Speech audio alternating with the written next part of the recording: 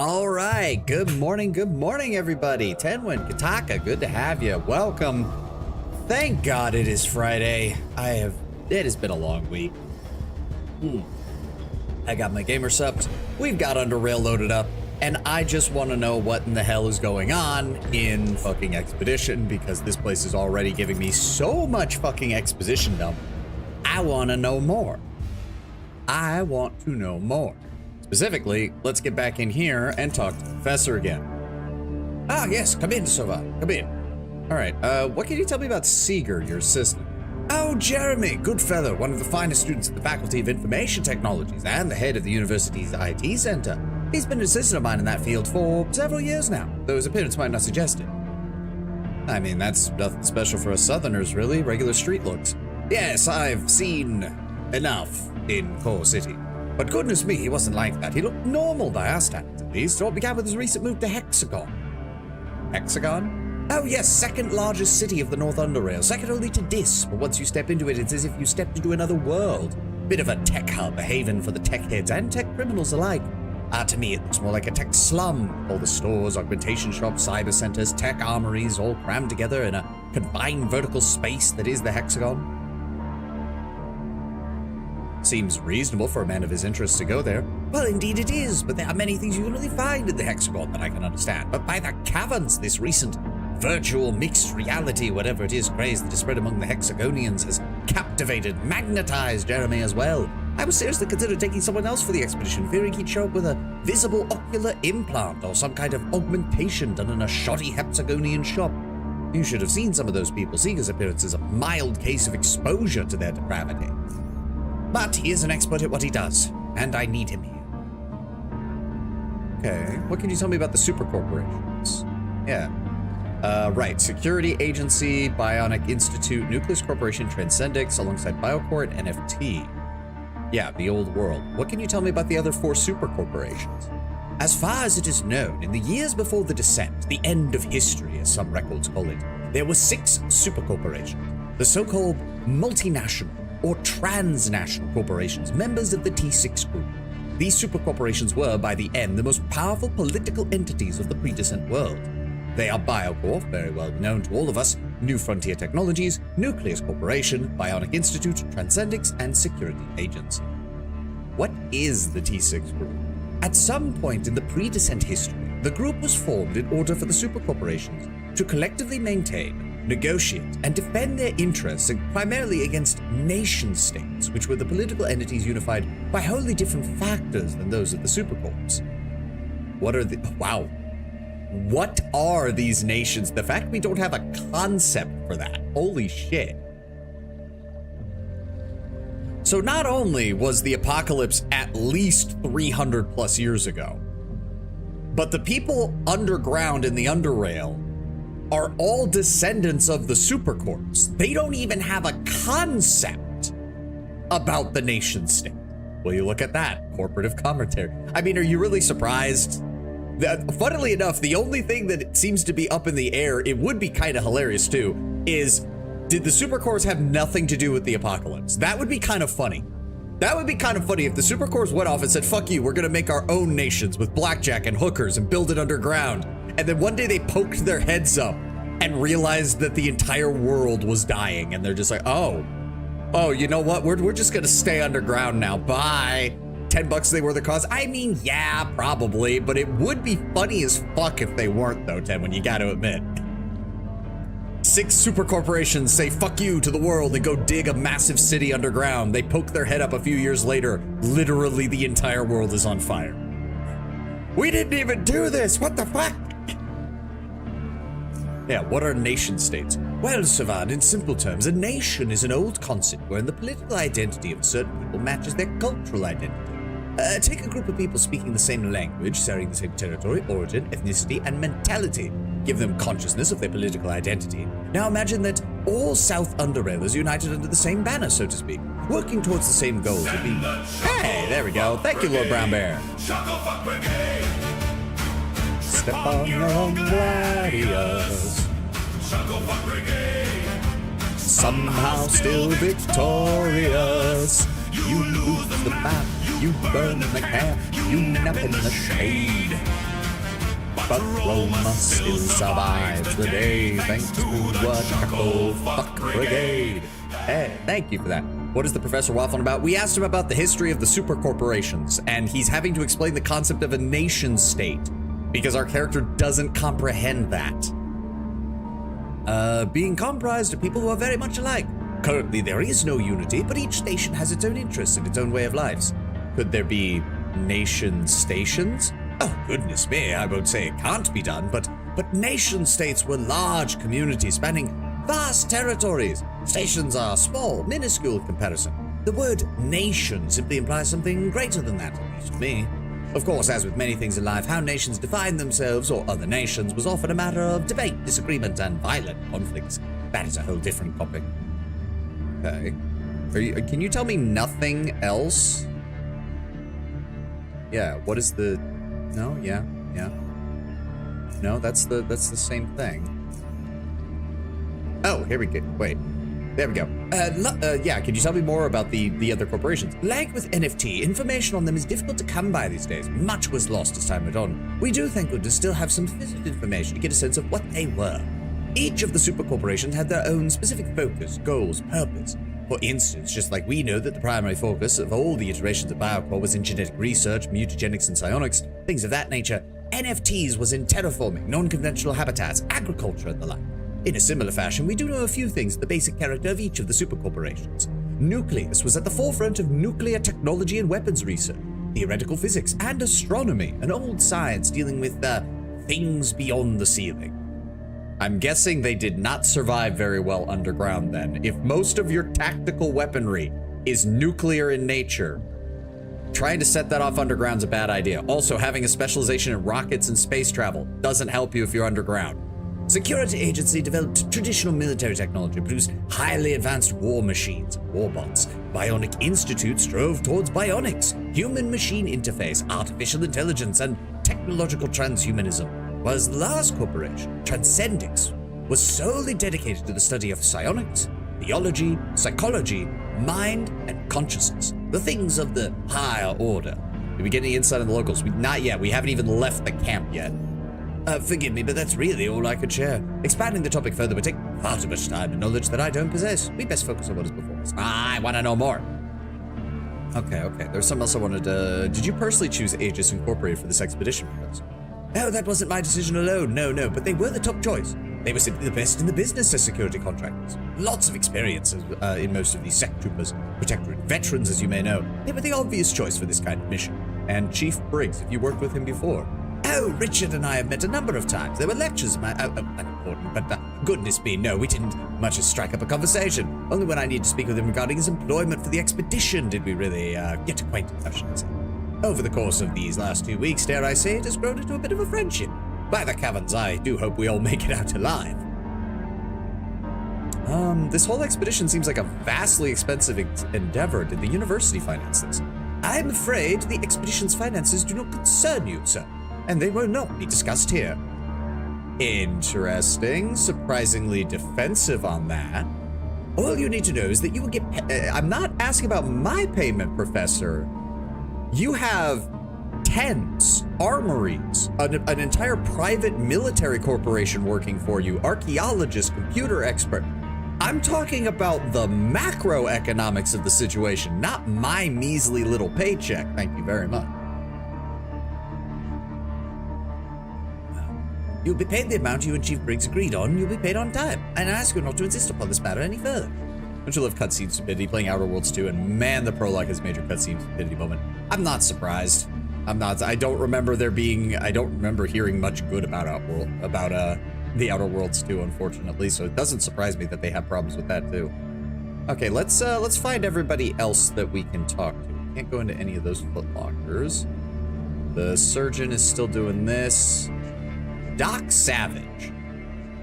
You only know what they're here for, and the profit it will bring. Oh yeah, something has brought them here. It cannot be just archaeological curiosity. There's no way.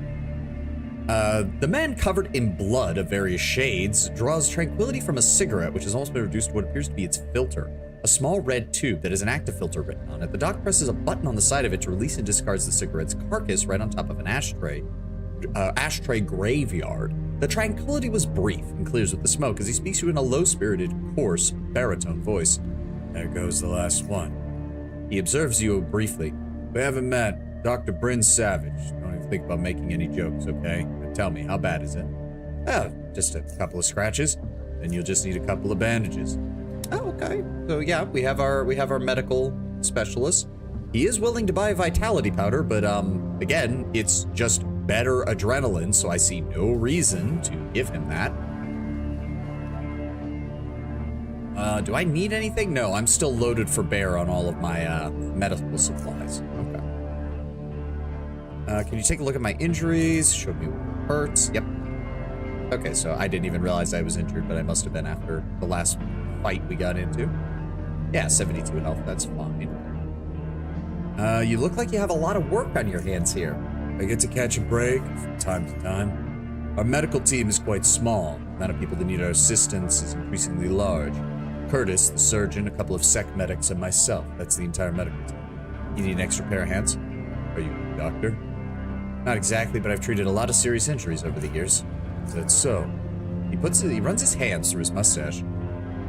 I'll keep that in mind. We've got everyone stabilized at the moment, but if I happen to need some help, I'll let you know.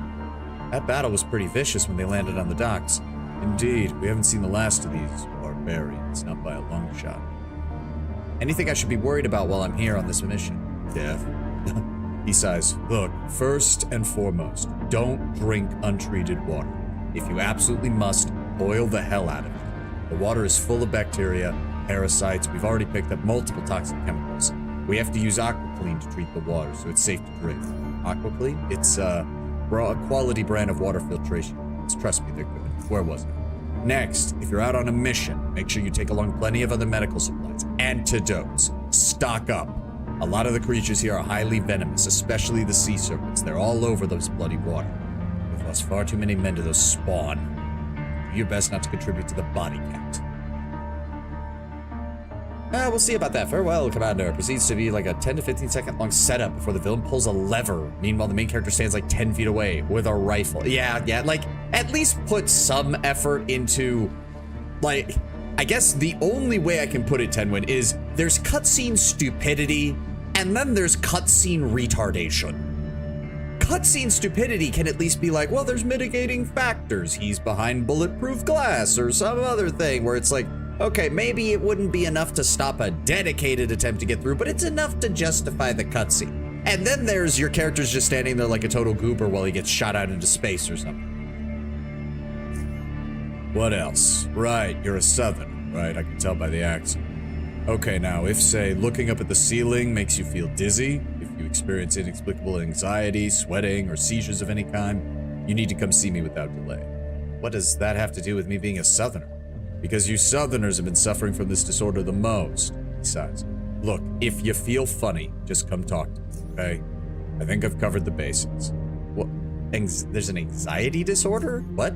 Look, I've got to return to my patients. I don't have time to get into this. Not now. Okay, so that's something we'll get to later. If that is the case, I'm just going to go ahead and I'm just going to go... Well, first of all, I'm also going to go turn on the merchant refresh cheat engine in case we need this. And I'm going to go ahead and buy like 10 of those more antidotes from you, just in case, because you recommended that I do so. Odd he didn't name the disorder, acute agoraphobia or something related to space. He mentioned the ceiling. That's the only thing I can think of. That's the only thing I can think of, because it does seem like South Underrail is more claustrophobic, for lack of a better term, than North Underrail is, at least from the description. Like, it's much more tight-packed. Who else was I going to talk to? Nothing for you. I'd like to exchange dollars. We've already done that. Wanted to ask you about some of the other people in the camp. Oh, a little tittle-tat. Tell me about the professor. Professor Oldfield is one of the most respected professors of the university, rare experts in the areas of supercorporation and biocore history. It's his research efforts that led to the organization of this expedition. Oh, you Northerners and your la-di-da schools. You just need some common sense beaten into you with a sturdy leather belt when you're young, and off you go.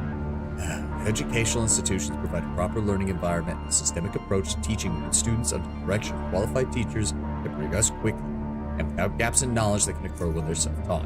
And when you get folks that can spew out la-di-da sentences, you can't even catch a damn hopper. There's also the brainwashing. Don't forget the brainwashing, Mark. They're teaching you what they want you to know, like their history and their math. There's no point arguing with you, Tom, is there? Because life gave me all the best arguments, Marky. Okay, the professor, please. You know, when I heard about the expedition, I was real worried about who was going to go to the Hell's Gut. I felt easy when I saw Aegis with all the guns, but being the head of the expedition, you gotta have someone who knows his stuff and ain't a derailed man who's going to get you all zoned out. When I talked to the professor, I liked him. No, really, I liked him. He knew his stuff, seemed level-headed, he offered me a lot of coins. Might even learn something interesting there. Hey, I ain't against learning, Marky. I'm just against school. But you know what? If someone put a gun to my head and forced me to go to school, I'd ask for the professor to teach me. Man, don't I know it. Otherwise, I'd just eat the bullet. What do we know about Briggs? Chief Briggs is... Now, even though both of you expect me to dislike our good old Briggsy, I gotta give the man credit where he's due. Briggsy?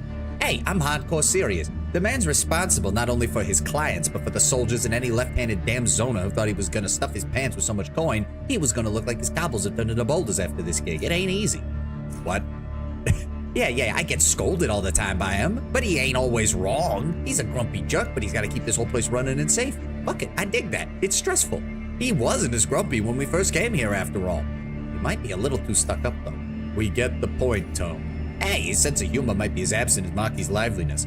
As absent as your sense of decency or knowing when to shut the hell up. We got it 2 supply trips to Core City ago, Tone. I like him when he's got a good comeback. Ladleman, tell me about yourself. Well, Invictus, I'm, a pony of all trades. My life has had so many twists and turns and tunnels and crevices and drops and whatnot, I never got the chance to settle in one place or one job. You lived in Core City for 5 years, that's worth something. Yeah, but where in Core City? I used to live in the drop zone, fixing shacks and cooking barrel soup to get out of that place. Hairy greaser Zona who mistook me for his wife one night is an experience I'll never recover from. If my hardcore sister Lily hadn't helped me out, I would have been snuggling with fat Zonas for a few more months. Bunch of smelly drop-offs. Only after I rented a place in the residential area, then I started living like a man. Do you know the Wardell residence? I'm actually there now. You son of a... Who the hell drew you zone out to... Oh, wait, right. Oh, anyways. Yeah, no. Who'd you zone out... Oh, right, the guy blew himself up. Yeah, no. Anyway, I got here because of my pal Danky Max. He told me about some wimps with a nose looking for a guy. They somehow picked him. Yeah, that somehow. Ah, shut up, Marky. I've been all over the South Underworld. I was born in Junkyard, fixed quads and rail crocs, and hunted and Hathor, mined at Foundry. I've lived it all. Most importantly, I was raised on a damn boat. My dad was a sailor like no other. He took me all over the waterways before I got my first jet ski and could ride alongside him. He's one of the rare people who had the guts to sail to the Black Strait and peer to the Hell's Guts back in the day. Swear on my sister Lily. And now here I am, Pony Laddleman, helping the ungrateful wimp over there. Marcus, what about you? Sec engineer, handle weapons, electronic equipment, shield emitters, turrets, surveillance, all of it. How long have you been here again? 3.5 years. One of the newer and younger employees. Most of the sec troopers are either experienced protectorate veterans or have worked in security and law enforcement for a while. And 3.5 years in a single job. I change them like I'm changing socks. Oh, wait, bad example. I change them often. Even though it might be hard to say so in conditions like this, I'm actually happy to be working for Aegis. The pay's good. I find being a sec engineer a hell of a lot more satisfying and fulfilling than what I did before, no matter how tough supporting this entire operation could be. Yeah, ain't life perfect, Marky. I bet the same when I switched from assembling hand grenades to repairing machine guns. Safer, simpler job, paid better. Proprietor had a hot blonde daughter, too. Come to think of it, I lost that job because of her. Yeah. Our life stories are exactly the same. Sure are, Marky, sure are. Gotta make sure we get out of here. We just gotta make sure to get out of here alive. What's up with Yehoda? She is what we call a security specialist. She's a wet work operative, isn't she? Security specialist. She's the trigger man. She's the person that when Briggs needs somebody dead, he points a finger and she pulls the trigger. No, sec specialist. She assumes roles which require expertise beyond that of our normal troopers. The general population thinks our job consists of escorting and protecting clients from one place to the other, but as you've seen yourself, we're more than capable of doing more than that. We sometimes need to function like a small army, and this requires people with a variety of skills. She's a master of infiltration and a sharpshooter like no other. She can hit a man straight in the eye from 500 meters and not have any kind of ocular augmentation. Hard to believe, but true. Yeah, maybe she should have augmented her attitude a little bit. The chick's acting like she's the chief. I mean, if you want to be the boss of me, you gotta have some curves, baby, yeah. She's second in command. Not saying she's a bit difficult sometimes, but let's face it, she's earned it. She's a veteran, been on many jobs, performing flawlessly in pretty much any role you put in. But to be fair, with how violent the Underrail seconding as a triggerman is a good addition for any job here. Oh, true. I'm not debating that. I'm just saying, it's like, do you really need to like dance around it? She's the most dangerous person on the base. She is Briggs's scalpel. She will perform flawlessly in pretty much any role you put her. Earned it. You know about those rumors. You mean that she's Briggs' daughter? And they're grinded. Okay, you two are operating on very different wavelengths. His eyes almost pop out of their sockets. What? Yeah, no, nookie, rumpy pumpy. Sure, they kind of look alike and they have the grumpy attitude, but I imagine you sect troopers bucking up that cliff. But every laborer I talked to said, yeah, they grinding all right. Swear on my sister Lily. I mean, he asked to see us straight away after we came back from Core City. What's that telling you, Maki? He came back here for that tall and freezer kit. It's cold but sloppy. It's telling me that we're done with this discussion. Ah, what a drop, Joy. Okay, I did not need that part of the conversation. What do you know about Seeger? Ginger, the professor's computer guy, can't dig half the things he says.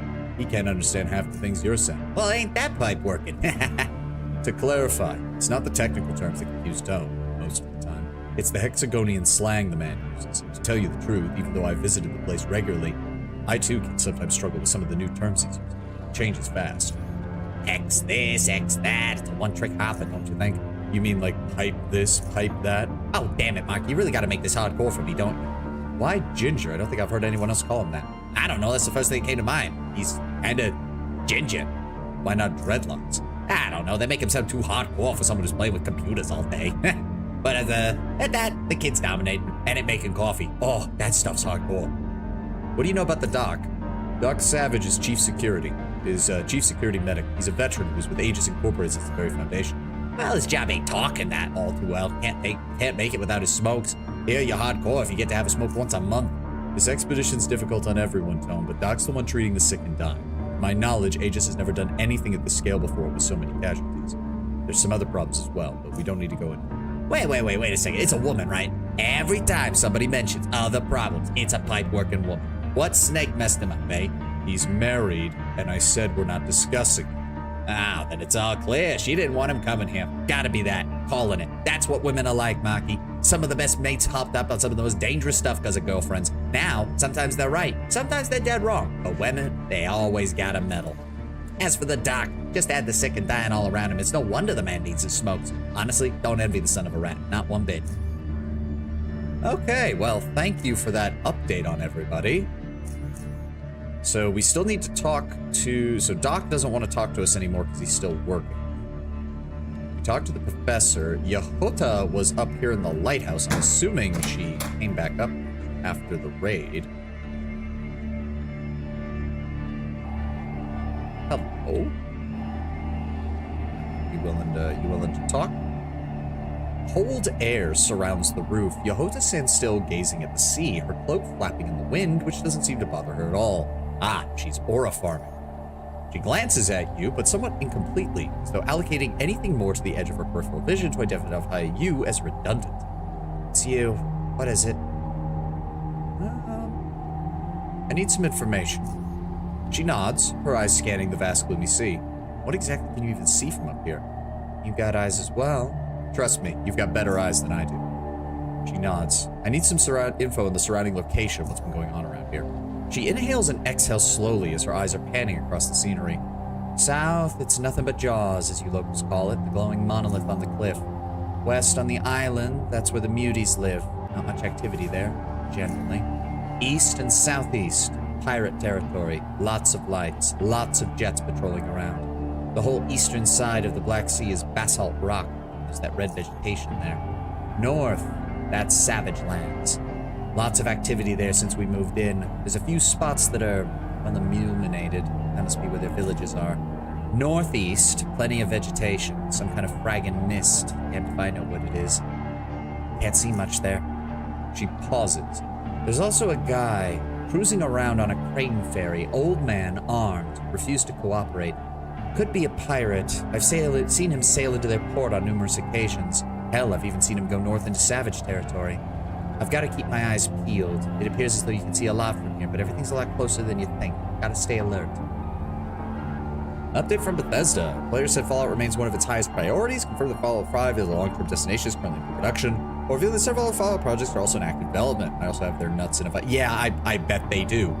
That first half of that statement reads like Microsoft did not like that Fallout 5 was not closer than they wanted, and now they're putting us in a vice.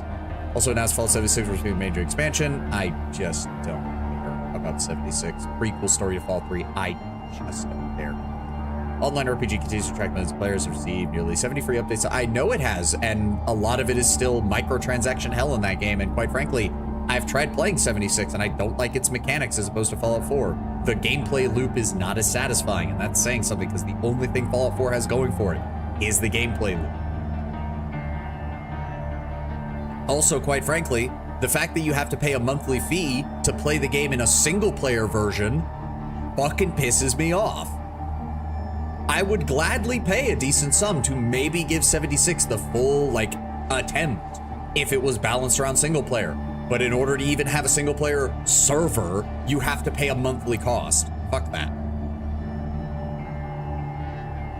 Company just confirms working on remasters for Fallout 3 and Fallout New Vegas, although no releases were announced. Yeah, they've been teasing that for like half a decade at this point. What can you tell me about the enemy activity? Pirates or savages? Let's start with the savages. Lots of activity. They're probably preparing another attack. And the pirates? Lots of patrols. They're probably up to something. What's that ferryman you mentioned? He's docked at the pirate base. Okay.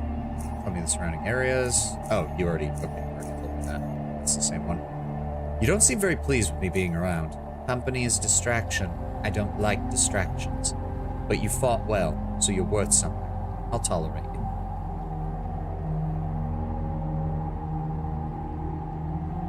It's a lot colder up here, I noticed. Where's all the warm air rising from below? She nods. There's a cold air current coming down from the crevice above us. She points to a crevice in the cavern ceiling north of you. You can see some bats approaching it from the side and being carried off course some 10 meters. It's hitting us. It's hitting just this fragging lighthouse. Do you not have any surveillance or detection equipment you can use? NV, thermal cameras, auto turrets, perimeter omni sensors, automatic detection systems. We brought everything. Why not install some of that up here? She scans the sea from the east to west. Hell's Gut's too busy a place. The automatics get confused. False alarms can't be entrusted entirely. Cameras, they require human eyes behind them anyways. And mine are the keenest around. All the optical equipment I'll ever need is this scope. She looks at it, then through it as she carries on with her duty. How good of a shot are you? Outstanding. Todd has always been a rube of a game designer. Todd's main skill in the early Bethesda days was gathering together sort of the disparate elements of Bethesda and kind of just funneling them in the right direction and being the ultimate hype man. And that worked great through Morrowind, Oblivion, Skyrim, Fallout 3, Fallout, kind of not really New Vegas because that was mainly Obsidian, but he did hype it a bit. And then into Fallout 4. But after that, it hasn't worked. Starfield has over 17 million players and 1 billion player hours. Try to look out. This article reeks of empty reassurance. Yeah, go ahead and compare those numbers to Fallout 4 and Skyrim for me real fast. He bungled Redguard pretty hard. Redguard was an older title, though, back in the day, if I remember. Redguard also, I don't remember there being much good about Redguard regardless of anything.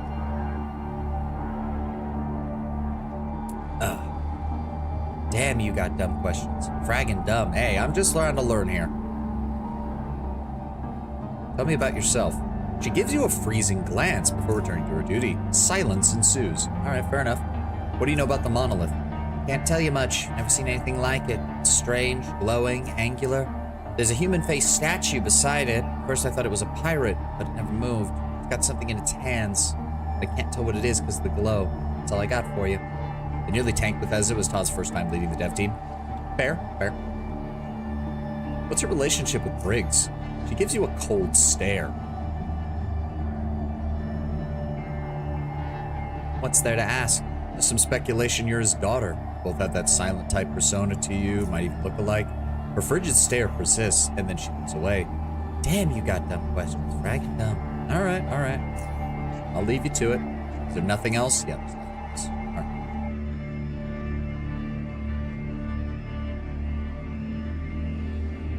Come on. Click on the ladder. There we go. Okay, so that's the doc.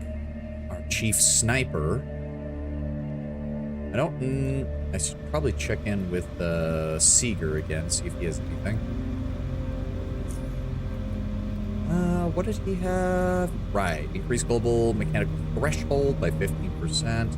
And yeah, again, if that's just threshold, that's not enough. I'd be better off buying the hand meter. Yeah, reduces all mechanical damage by 5%. That would get me to 87% mechanical resistance. Problem is, Todd is a massive perfectionist with a huge ego. As stated, one of the big problems with the development of Starfield was that nothing was allowed unless it was read by Todd, meaning that it was painfully... Yeah, Starfield was his magnum opus. It was going to be, you know, the first new IP that Bethesda has done in years, and it was going to be his baby and everything. And yeah, we all see how well that went.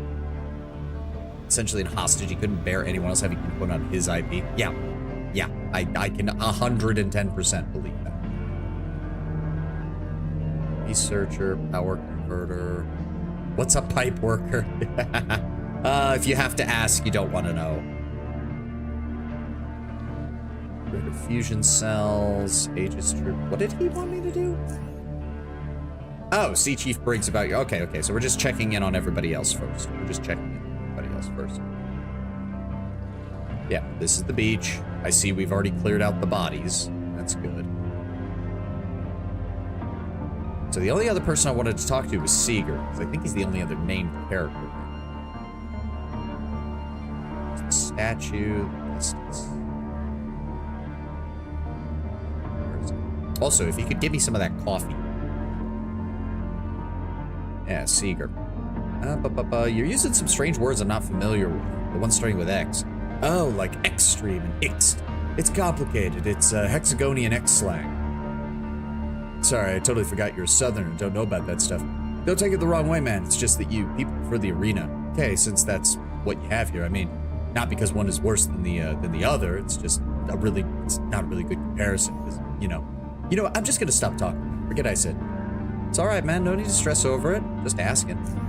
I'm not stressed at all. Takes a sip from his tea flask and shakes his head sideways, vacantly staring forward. Not at all. So what is it you do around here? I'm the person who gets called when a cooler or someone's desktop is louder than ass, when a mobile ain't working right due to a fat finger syndrome and inappropriate usage in general, or when I lost all my data because the power died, when in fact his data file, he just doesn't know where he's been saving it. When I was actually brought here is to do data recovery, decryption, and analysis. Excel. But some people don't realize that and bug me about every single triviality they encounter. So if your mobile's acting funny, leave me out of it, Zill. That coffee you're drinking. Never seen coffee before? I have. He pauses, watching you while a pillar of smoke from the hot coffee pirouettes between you and him. With commiseration in his eyes, he softly proceeds. You don't have any coffee beans here. Coffee beans? Oh, wow, I'm sorry. I knew things were bad in the South here, but this bad? Zit. It. But you have, like, hydroponics, right? You're capable of growing plants. Why no real coffee? I don't get it. I mean, my home station has hydroponics, but I haven't seen many elsewhere. He shakes his head. Damn, no man should live without good eggs and coffee. I got some more here. You want one? I would very much like some coffee. Okay. He goes to his coffee maker and presses a button. As the coffee is poured from the tea flask into the tea flask, the air slowly becomes wonderfully saturated with its smell. After a few moments, you have in your hand a tea flask full of smoking coffee. Gaze at it in awe. How long does that tea flask retain the heat? He nods a few times. Long time. Just enjoy your coffee, man. Excel. All right. Tell me about Hexagon. Professor already told me a bit. I'd like to hear more. You know, man, maybe some other time. Bit of a broad topic. I got work to do. Some other time. He sips it. They've also already abandoned the Oblivion remake. New and old bugs just like... I am not surprised at all. Tenwin, come on. That was a cash grab. I think it's still an okay remake. I still think it's a decent remake, and it's nice that people have gotten back into Oblivion on top of Skyrim. But it's a cash grab. It just is.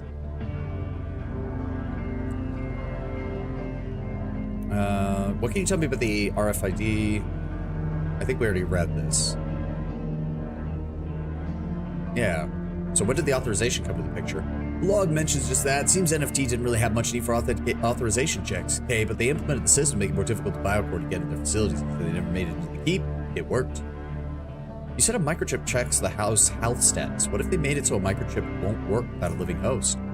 You know, that makes sense. That way you can't just chop off somebody's hand and use it to pass authorization. Besides, if the microchips are being powered by the host body, they might not even work at all. Huh. They could be powered by other means. But what if they self-destruct? If they've been left unpowered for a while as a precaution? Exit. Well, we'll figure that out once we get one of those microchips on hand. If nothing else, maybe it'll help us learn how to trick the system. In any case, we're gonna need it, okay? Alright. You don't appear to want to tell me anything else. You did give me coffee, though. When consumed, increases movement points by 5, reduces the cost of all psi abilities by 10, but does reduce psi regeneration, so... Good for alpha striking, to save on overall psi cost. Not good for prolonged fights. Hello, Chief. Salute. Are you finished with Professor Oldfield's tasks? He explained to me our mission and introduced me to my first assignment before sending me here. Good. Collected your gear from Marcus. Yes. Very good. Your assignment is to find a working microchip, so pass the authentication and authorization scan in order to enter the keep of the facility. If the data that Sega has recovered is correct, we have little reason to doubt it is. Notice that there is no one else present with us. That's because you will be going on this mission alone. May I ask why, sir? I'll give you the reason in just a moment. West Storage Depot is where we're likely to find one of these microchips, since it's the only facility that's currently accessible. However, during our original recon of the area, we noticed several locations where engagements between NFT and Biocore forces have taken place.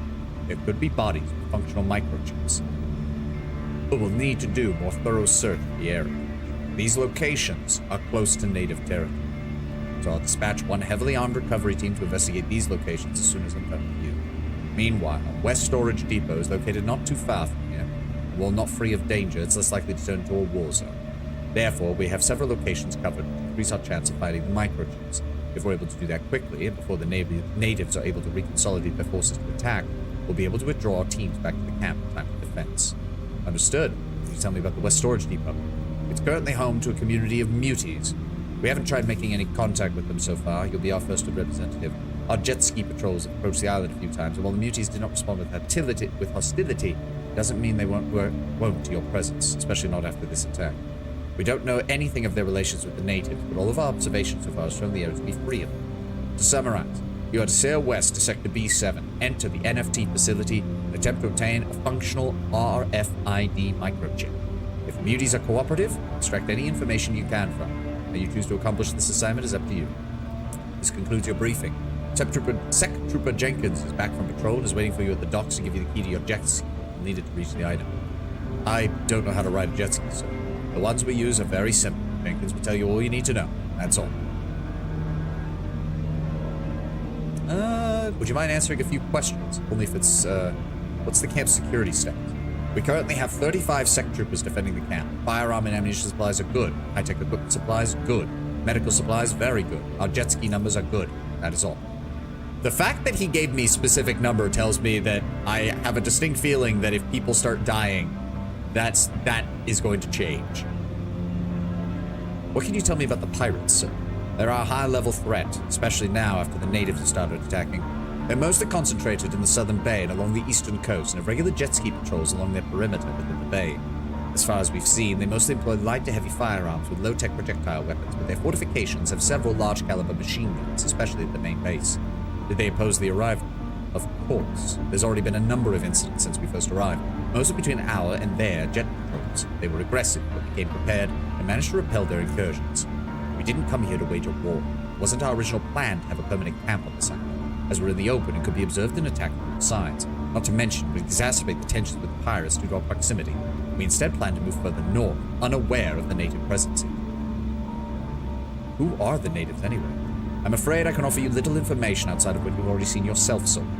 They control the entirety of the northern half of the Black Sea. They employ primitive weapons and technology, but they have a vastly great numerical advantage.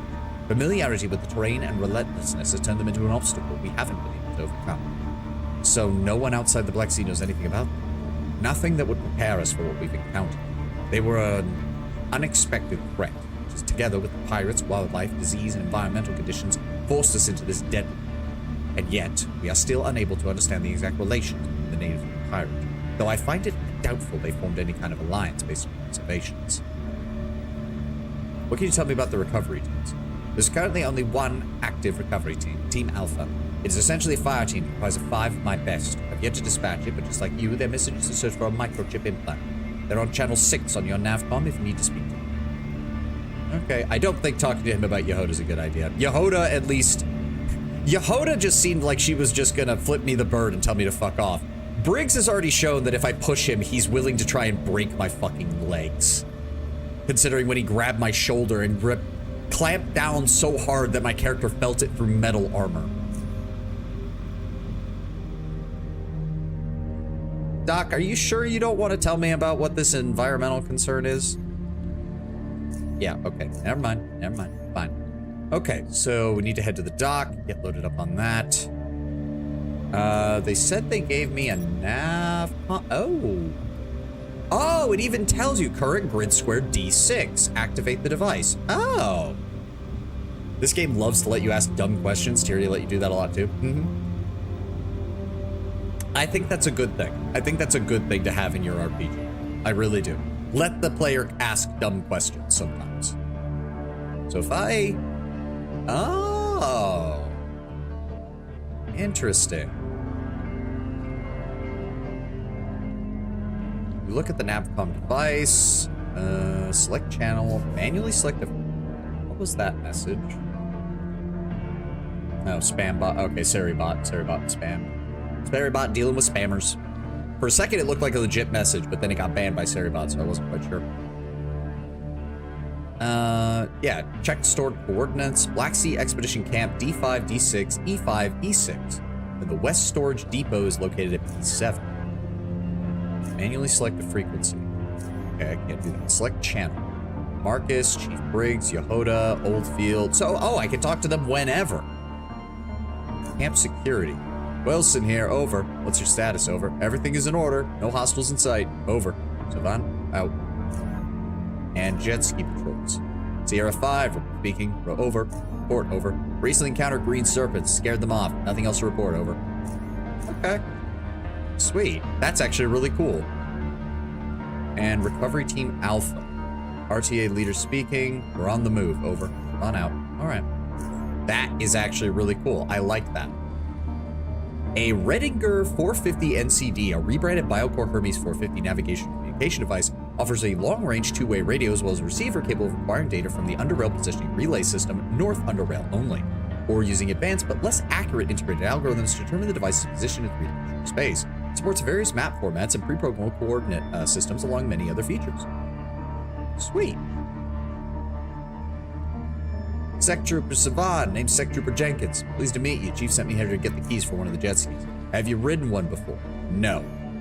Don't worry. There's several types of jet skis. The one you're getting is a real simple one to operate. You put the key to the ignition, start it, hold the bars with both hands, press the levers behind them to accelerate. Most jet skis do not have brakes. I mean, it's kind of hard to design a brake for a jet ski. The only thing you'd be able to do is have like panels that open up on the underside and like extend out to slow the machine down as it's moving. You simply release the levers and the force of the water will stop it fast. Jet skis are simple to operate, but take some time to get used to riding. And don't make any sudden turns until you gain some experience, okay? Now, while technically you can use a variety of types of energy cells to charge a jet ski, it's best to use the high-capacity fusion cells. These have been specifically designed to be used with our vehicles and large machinery. What else? Yeah, if your jet ski runs out of power, don't worry. Your backup generator will kick in. We'll allow your jet ski to move, but it's going to be slow. Very, very slow. You're going to be using one of the two makeshift jet skis we acquired recently. Yours is the larger one. Don't let their appearance deceive you. Mechanically in good condition. Damn, I thought I was going to get one of the good ones.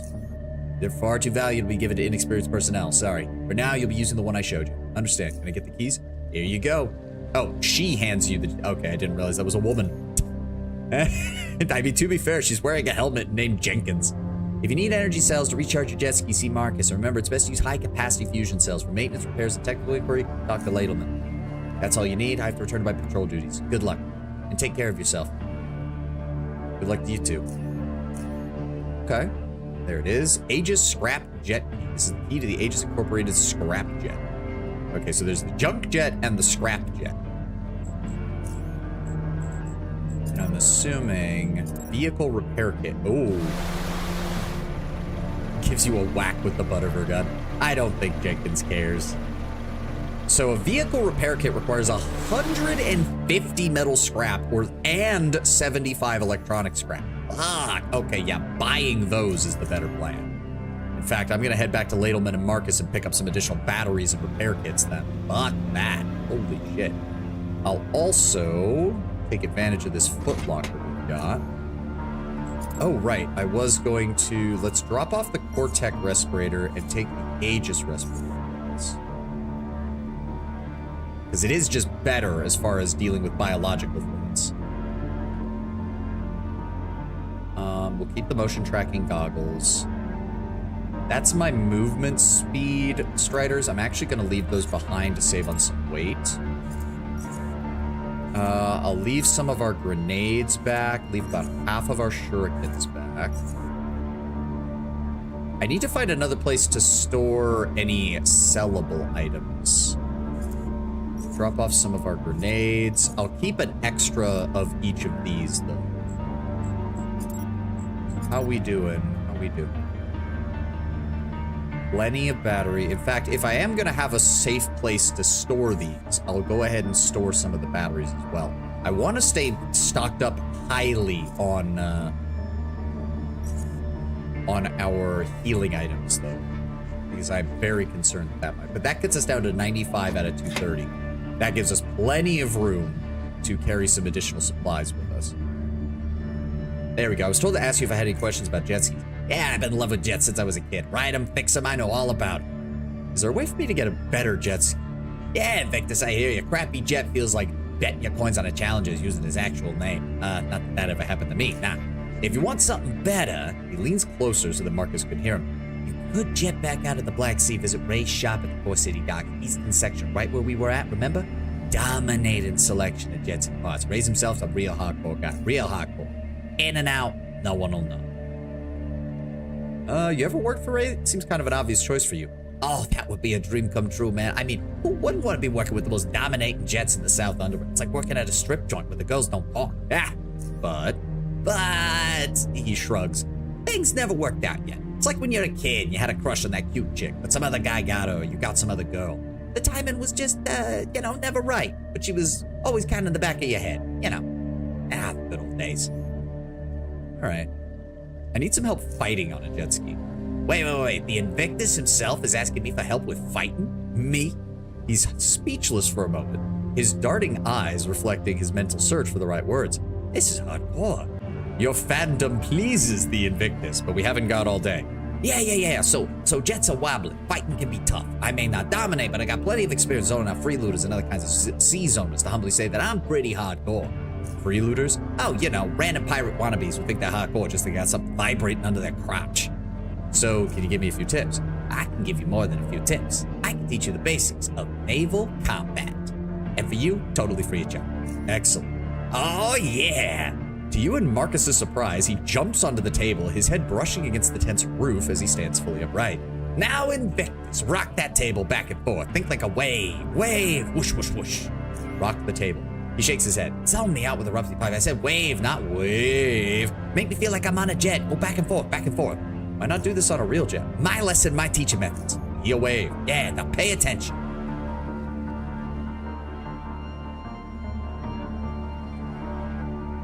You step down from the table and Ladleman stops rocking him. There you go, Invictus. Now you're ready for all that out on a real jet. Was I a good serpent? Got your leg. You're gonna die. Uncanny, Ladleman. Yeah. Okay. I need some parts for the jet ski. Do you happen to sell any? I can only sell you the vehicle repair kits. Everything else is strictly regulated, and the only paperwork I can stand is the pipe worker's paperwork. You know what I mean? Anyway, if you get the chance, go see Ray. He'll have everything you need. In and out. No one will know. All right. Let me see. Super soldier drug. I forgot he had those. Vehicle repair kits. They weigh 5 pounds a piece. Fuck. God damn. Dear Lord. Okay. 2 of them then? I suppose. Good God. I suppose it makes sense. They're also valuable as fuck. 207 coins for that. Here's hoping we don't need that much. Dear God.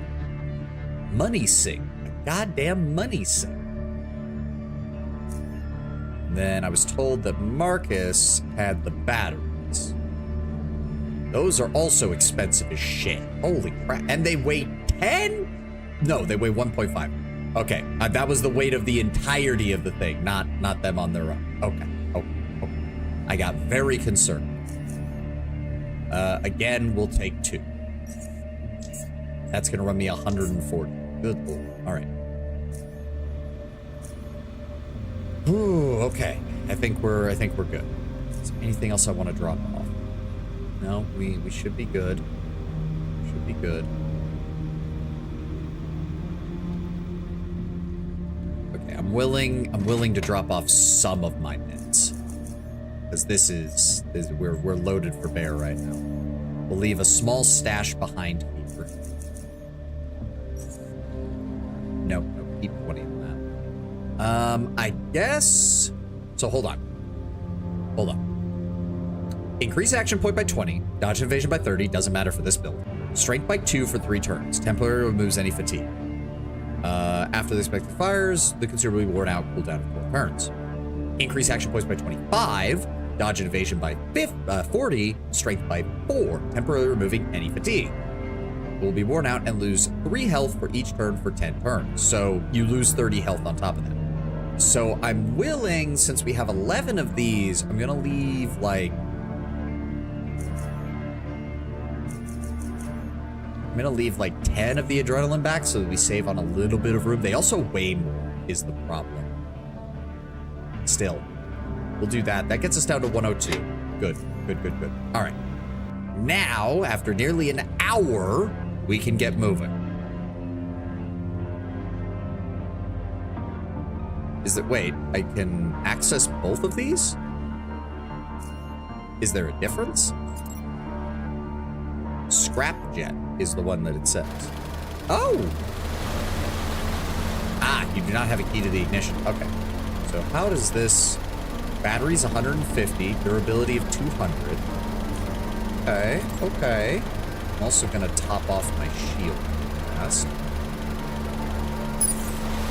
I'm assuming you do not want to fall off your ski. You're buying a better one, right? At some point, yes, but I do want to do some exploration. Okay, how fast does the battery wear out? Not too bad. From here to here only uses 1, so that's not the worst. Just finished leveling a troll rogue in WoW, so I have an alt ready for the troll raid transmog. Okay. Leveling rogue sucks balls. You're dependent on gear, meaning the second you hit level 80, you hit a wall of dying too fast enemies and have to spam CC. Yeah. That's one of the downsides of the new leveling system that they introduced a couple years back with the way they scale everything is when you hit like certain breakpoints from the old expansions, you just like have nothing to deal with the enemies because it's like, congratulations, you have hit this new level. All of your gear is completely out of date, the enemies have way higher stats, and you are fucked. I'm assuming me having psychic abilities is going to make, like, dealing with shit a little bit easier. Oh, that's cool. I wonder, can I... If I go this way... Also, I need to be aware that I have not explored all this area. If I go this way... Oh, cool. Can I get off? Oh, I can. So if I just... Oh, that's cool. That's cool. I like that. They're actually giving you a decent amount of freedom with this, and I'm quite pleased by that. Yeah, I want to do a little bit of exploration first. Oh, it has its own... Wait. Function weight. Plus the vehicle bar's total weight is the vehicle weight. I can store items in the... Oh my god. Oh, I can store items in it? Oh, fuck yes. Oh, that makes things so much better. Base speed of 220. Modified by engine power. Oh, you can customize them. Small unmarked vehicle battery in bad condition. Oh. Yeah, I might actually go get a new one then. Shit. Brings you up to the bare minimum suitable for the new expansion. Cheap, accessible, not good. Yeah, it would be, but they haven't done it in years, so don't hold your breath, Penland. So he said he wanted us to go west. I kind of want to explore around here first. Lake poppies, plants. Do a quick sweep of this island. It's not much. Still. So what, I mean, I don't like that disembarking takes that long, but eh. Got the lake poppy. What are the seashells? Oh, clam meat. Okay, I see what we're doing here. Component. Oh, interesting. But yeah, there's nothing else here. There's nothing else here. Lake poppy and plants. Yep. Let's, yeah, we do need to be, like, when we enter an area, we need to, like, do a full sweep of it in order to make sure that it's clear. Fireplace. Why is there a fireplace?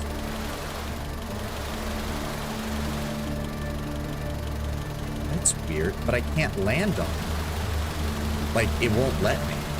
Oh, wait. Okay, that scared the shit out of me. I was really concerned. Jesus Christ, guys, you scared the crap out of me. Fire is burnt out. I don't think fires are permanent, so I don't think lighting this would even do anything, but okay. Good to see you guys are hanging out here. Yeah, like, that battery's going down fast. Maybe I should go upgrade this thing back at Core City first. Okay, ad's running. I'm gonna go run to the restroom real fast, and we'll be right back.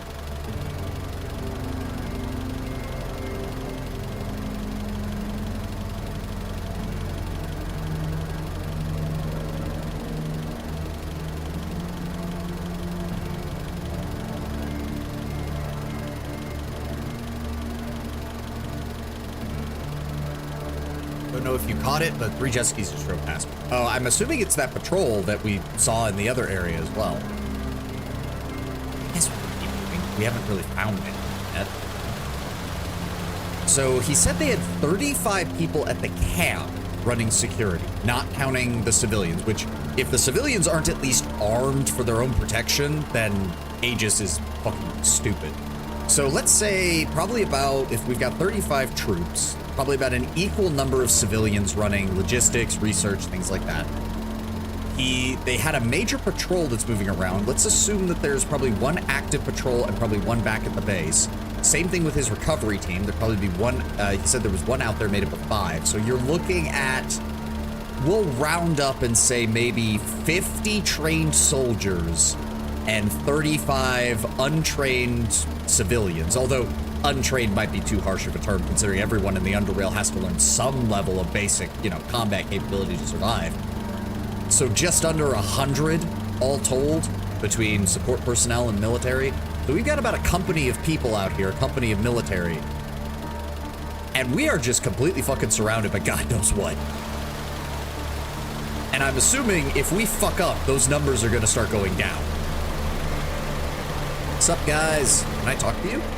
When driving a jet ski, always keep a close eye out for sea serpents. Always make sure your communicator's operational. Pirates are keeping their distance. Good to know, guys. Good to know. Thanks for the heads up.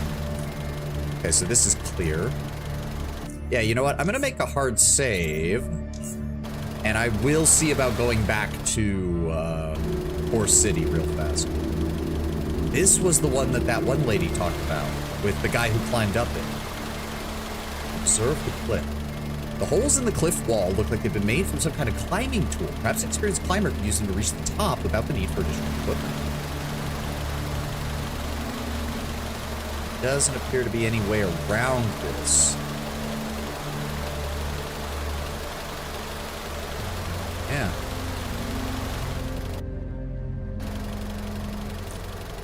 Oh, we don't just spawn back at Core City. We actually can explore, like, oh, that's cool. We can actually explore the underground waterways of the lower caves. Oh, that's cool. I like that. The real problem is that at this rate, I'm gonna burn through my battery really fucking fast with this. Hopefully there's like a more efficient battery. That would be nice. Because I don't like leaving any fog of war. So yeah, oh my god, did this just double the size of the lower caves? Because like there's water. Like I thought this whole area right here, because there's the junkyard docks and there's the SGS docks. This is all water right here. Can we get to that? Like, holy shit. Oh, there's nothing there. I do want to get to Core City and do some upgrades on this though. I mean, I don't think there's gonna be much in these zones, but it's still cool. Like, fuck me, it's cool. Yeah, like, just getting back to Core City is using up, like, half my bat, more than half my bat. Oh, God. To be fair, I'm also... God, how big is this area? Yeah, the problem is I don't like leaving, like, fog of war, so I wanna make sure all of it gets explored. What is that? Somebody's old outpost. Hold on.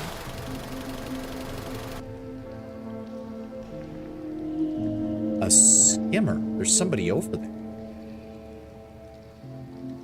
I can't get out to it, though. Take that. Oh, mine shrew. Take that. Thank you.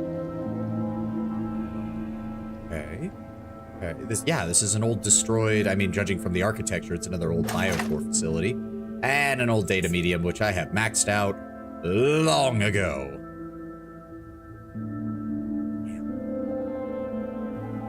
Yeah, I do wish that, like, if you're already maxed out on an oddity, if it would just give you, like, I don't know, some Stygian coins instead. Like, I think there should still be at least some reward for finding oddities beyond their max. Maybe that's just me. Yeah, whose skimmer is this? Requires a lockpicking of 60. I mean, I don't see nobody here. Lock disabled. Oh, I can just switch. It has, oh, it actually has supplies. It has steel fucking plates, really.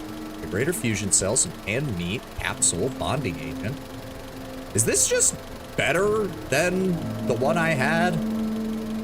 The amount of energy the vehicle consumes when it moves the distance of 1 kilometer. Some engines are more efficient than others. So hold on. So, worse consumption, worse power. I'm gonna need to take those. Speed of 225. Stability of 55. Okay. Durability slightly lower. Energy is not quite full. Small, well-made engine. Consumption rate 100%. So I'm gonna take those. I'm gonna drop off the... I'm assuming this seems to just be a straight upgrade. I think this is literally a case of, oh, you have lockpicking? Congratulations, you get a better jet ski right from the get-go. Okay. Okay, looks good. We just need to... Honestly, it's got a 400 power. We can... Oh, no. How do I... Recharge object? Oh, shit. Oh! 500... Oh! I thought those were the 100 fusion cell. No, those are the 500. Oh. Okay. Sweet. And I guess I can just leave that there. Wait, can I strip it for parts? Like, if I... Oh my god, I can. I can literally just strip it for parts. And then, yeah, part size 1, power 225, consumption 100. Yeah, so it's just better. Sweet. Fuck yeah, let's go. We are still a ways from Core City is the problem. Okay, now I know. So that battery can overcharge this. Like, it has more than enough in it because it restores 500 and this thing maxes out at 400.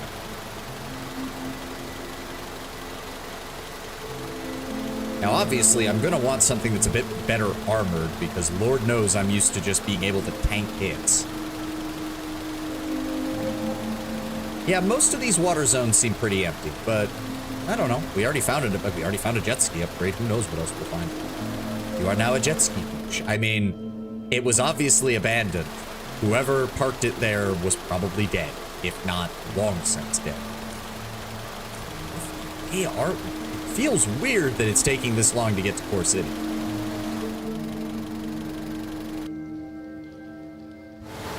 Oh. Hi. I don't like that you're staring at me, good sir. I really don't. I really don't. Are you gonna make me attack you? Because I will. Oh! Oh, this is the backside of Omega. It's also sealed up. I am convinced that, like... I'm now partially convinced that Omega, like, sealed themselves inside, thinking that SGS was gonna come after them. And then SGS just never did, and everyone inside Omega either starved to death or killed themselves. Like, I'm honestly convinced of that at this point. Because I just don't see how otherwise SGS just abandoned the station. It doesn't make any sense to me.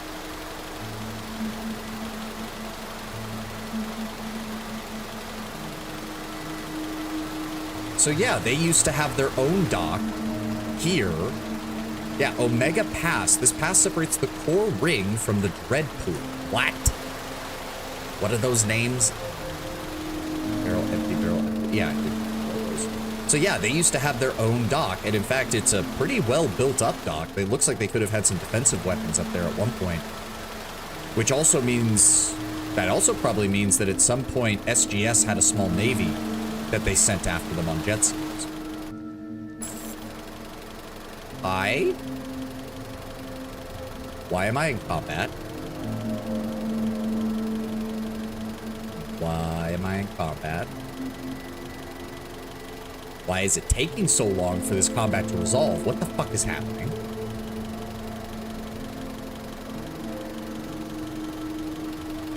Game?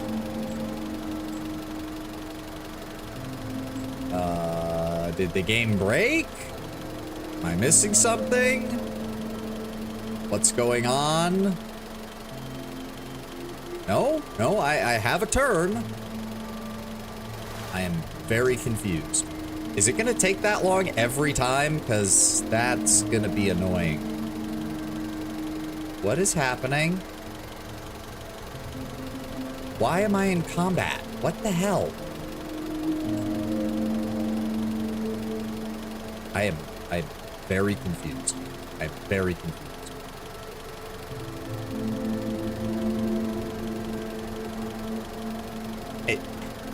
Am I missing something here? What the fuck? It's taking like And I just cannot end combat at this time. Why? Oh, hi. Oh, a free looter. Ooh, wow, my accuracy is much reduced. Let's go ahead and premeditate and drop that right over there. That did not kill you. That did. Oh. Somebody's taking pot shots at me. Or at somebody. I am... Did I just stumble upon, like, a random combat between a bunch of people? Because it feels like that. It feels like somebody just caused problems. I don't know what's going on. Hi! There you all are. Welcome, welcome. I just try to get you right there. There we go. And a black... Hey, black eels! We like you guys. You're friends. Don't worry, we'll give you a hand. Get fucked. Oh! Oh, you can target the person and kill them, or you can target the jet ski and blow it up underneath them. Oh, okay. Oh, wow. Yeah, no, this was one hell of a fight. Holy shit. You guys doing okay? We got the pirates by the clappers. These waters belong to the black eels. I see that. Okay, they don't want me touching that one. They don't want... Am I gonna get in trouble? Oh, hot damn. Ooh, and you get a lot of metal and electronic scrap from this. That's how you get more repair kits easily. Oh, some jet shocks. Okay, I'll take all that. Lockpick, some parts. Oh, no, I don't want to do that. Okay. This is gonna be a bit awkward. I'm gonna have to figure out how I want to. I'm assuming what's his name will buy these parts from me if I strip out these engines and shit. Hold on. Can I sort? So if I take these and drop them into here. Nope, we are still massively overburdened. Okay. Okay. Hold on.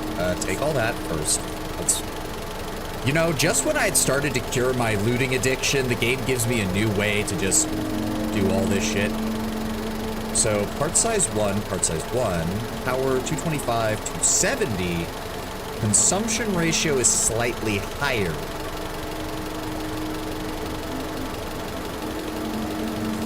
But if can I not? And then those are, I mean, it is worth a lot, so well, hold on. Okay, so the regular batteries are not worth a lot, so we're just gonna, oh, no, wrong button. Okay, so pull the batteries out real fast. Yeah, wait, 392. It's not telling me what the amount is that I can repair with that. Let's go ahead and put those in there. Is that... Nope, that sped me up a little bit, but...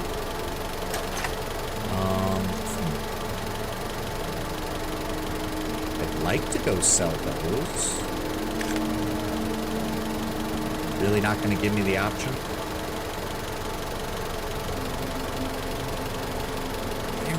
So what is causing us to move slow? Because it doesn't say we're overloaded.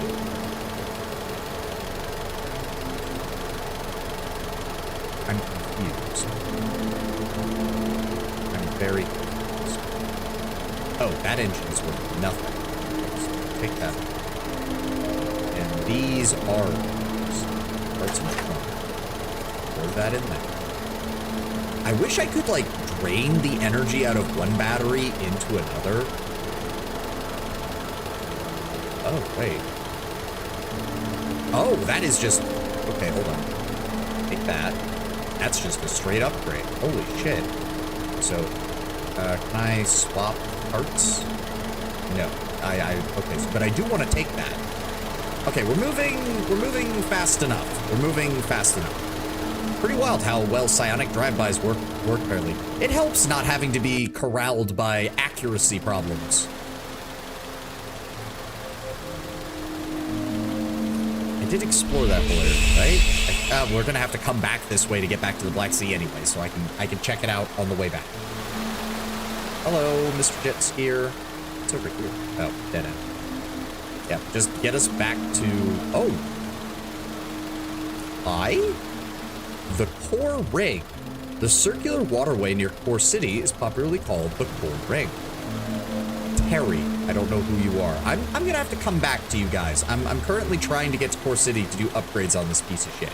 So, give me a moment. Give me a moment. Working on it. I'm working on it.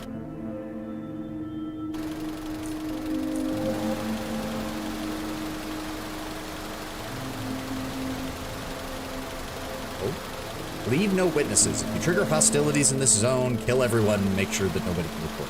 Okay. We are getting closer. We are getting closer. We're almost there.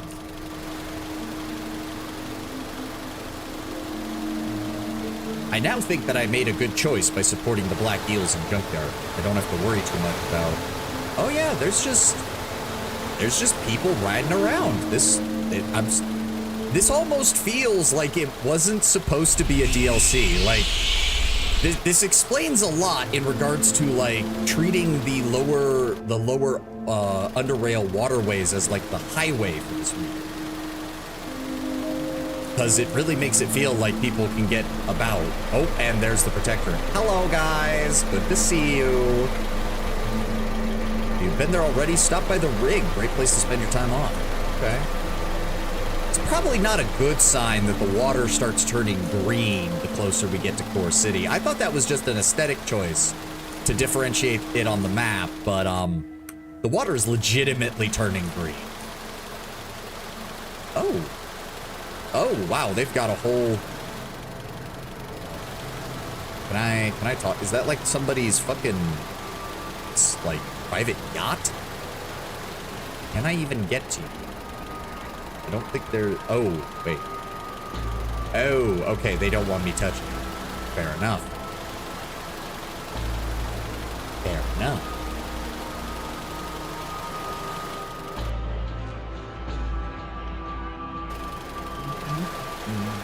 There we go. And can I land here? So he's got a freighter, a junk jet, a scooter, a skimmer, a scrap jet. Ooh, a dumpster with a bunch of broken parts. Oh, broken beyond repair. Interesting. Where's Ray? Ooh, laser, shark, plasma leviator, the Devastator. I'm sorry. That thing looks like a fucking floating tank. Okay, Ray, we need to have a talk, man. A substantial man with a substantial smile. He greets you as soon as you enter his domain, inviting you further with a wave of his hand. Hello there, friend. Come on in. We're open. What can I do for you? An oily wrench lays on his desk, only an old smeared rag separating one from the other. You notices it, he notices it, and an instant later it disappears into one of his pockets, wrapped in said rag. His smile never gone. That should not be there. Gib and I were fixing one of those 208s for a client of ours, field repair. Just got back to the shop. Sorry about my appearance. You here for a jet? Parts? Repairs? Yeah, actually. Have a jet ski to sell? You open your mouth, but the voice that is heard is not yours. Sorry, name's Raymond Kerr, the owner. You were saying? Yeah, I'm, interested in purchasing a jet ski. My jet ski needs repairs. Well now, friend, he snaps a finger. By the way, what do I call you, son? What's your name? My name's not important now. Savant. You call me Savant. Got it, he smiles. Now, Savant, let's talk repairs. Unless you suffer a breakdown, by that I mean a malfunction which neither prevents you for your jet from operating or impedes you, so you can't drive it no more, there's no need for you to be taking your hard-earned coin for repairs. You can do it on your own. Instead, I can tell you one of our handy-dandy repair kits. They're cheap and simple. Cheap. That's it. That's by, like, Core City standards. If you threw it in there with some slack-jaw fishing, they pick it right up and start fixing stuff. They can be used to perform all kinds of repairs on pretty much any type of vehicle and its stalactites. Be it jet, quad, maybe even a powered frame like a Protector or Juggernaut. I don't know. You just gotta follow the instructions and you're hardcore. In that case, I'll purchase a few repair kits. What do you actually have on hand? Yep, plenty of batteries. Plenty of batteries. Is he charging less for those? Feels like he is. That is a rocket. Okay, so there's gonna be some jet skis with weapons on. Good to know. The B-Arm 550, medium-sized battery made by Biocore Armor. Okay, small battery, medium-sized battery. Stability. To be fair, stability's not as important because I'm not using a weapon from the jet ski. I'm using my psionic abilities. Small vehicle battery of hexagon make, suspension. Power of 350, small one engine, scrappy engine, small battery. Short. Okay, so he is willing to buy stuff that are parts. Yeah, 1 vehicle engine, 4 vehicle batteries, 2 jet ski suspension systems. Okay, hold on, Ray. I forgot I left my stuff in the jet ski. So if I just wanted to look at the stats. 150, how much does these repair? Where'd those repair kits go? Where the fuck they go? Wait, what? Oh, no, wait, they're right, they're in this. I'm forgetting that. Damn. 100 durability. So yeah, if I use this, and, oh, do I need to be off of it? Ah, there we go. There we go. Now, is that size part 1? There we go. Size part 2, that gets me 800 energy. Now I'm really sad that I used a battery on that because fuck, this is all fully decked out. So what is engine power? Engine power determines how fast the vehicle will move under a certain weight. The number represents the maximum total weight, including vehicle parts, items in the trunk of the driver. The vehicle can take on and move at nominal speed. Having excess or deficient power will modify the vehicle's speed accordingly. Okay, that makes sense. So if I rip out the well-made engine, which has a 225 power, and shove in this, it does have a slightly higher consumption rate, but it's got better power, and its overall just design is better. So I want to take these parts over to Ray. Oh god, we're moving slowly again. Oh, at least his front door is open now. I'm probably going to need to store stuff that I want to sell here, like I did before.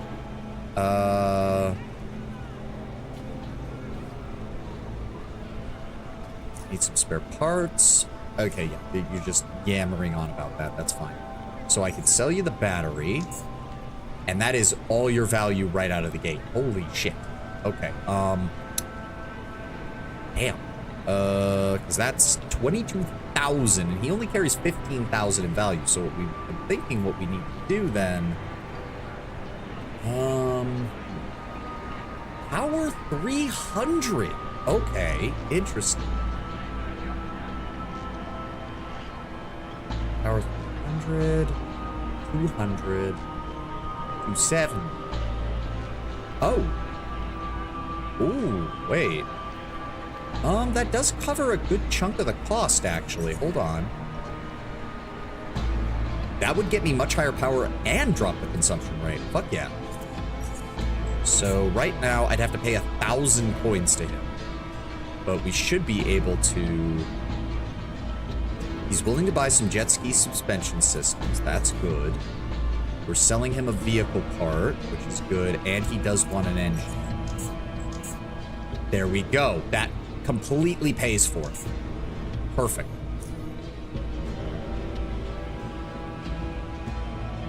So if I then go back down here, access the parts.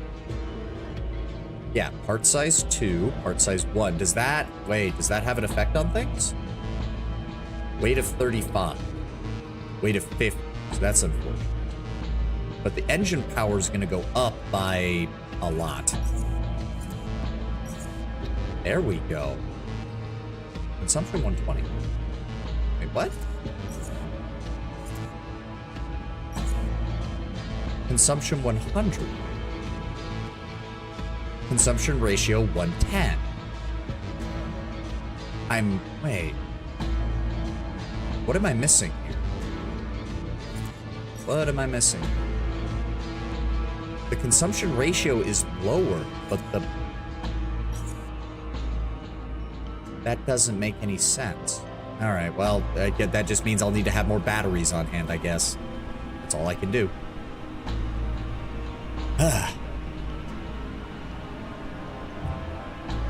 Oh. Is that all you got, Ray? I expected a better selection from the only jet ski stop to South Underrail. I can't say whether I have something hardcore lined in the back. What I can say that if I did, it'd be for special customers only. If being one of your special customers means having more money than self-control, I might be that kind of person. I can't reveal what makes one a special customer, but you got it. Check this out. Okay, see, and that's the battery we just found. So, oh, that's even better? But it's part... What does part size have to do with anything? I'm not seeing what that does. Exactly. Either way, we can sell this battery, and that's... Okay, so he has more money at least, but, I'm gonna need more of these then. Let's get, like, 10 of these. So we don't have to deal with this ever again.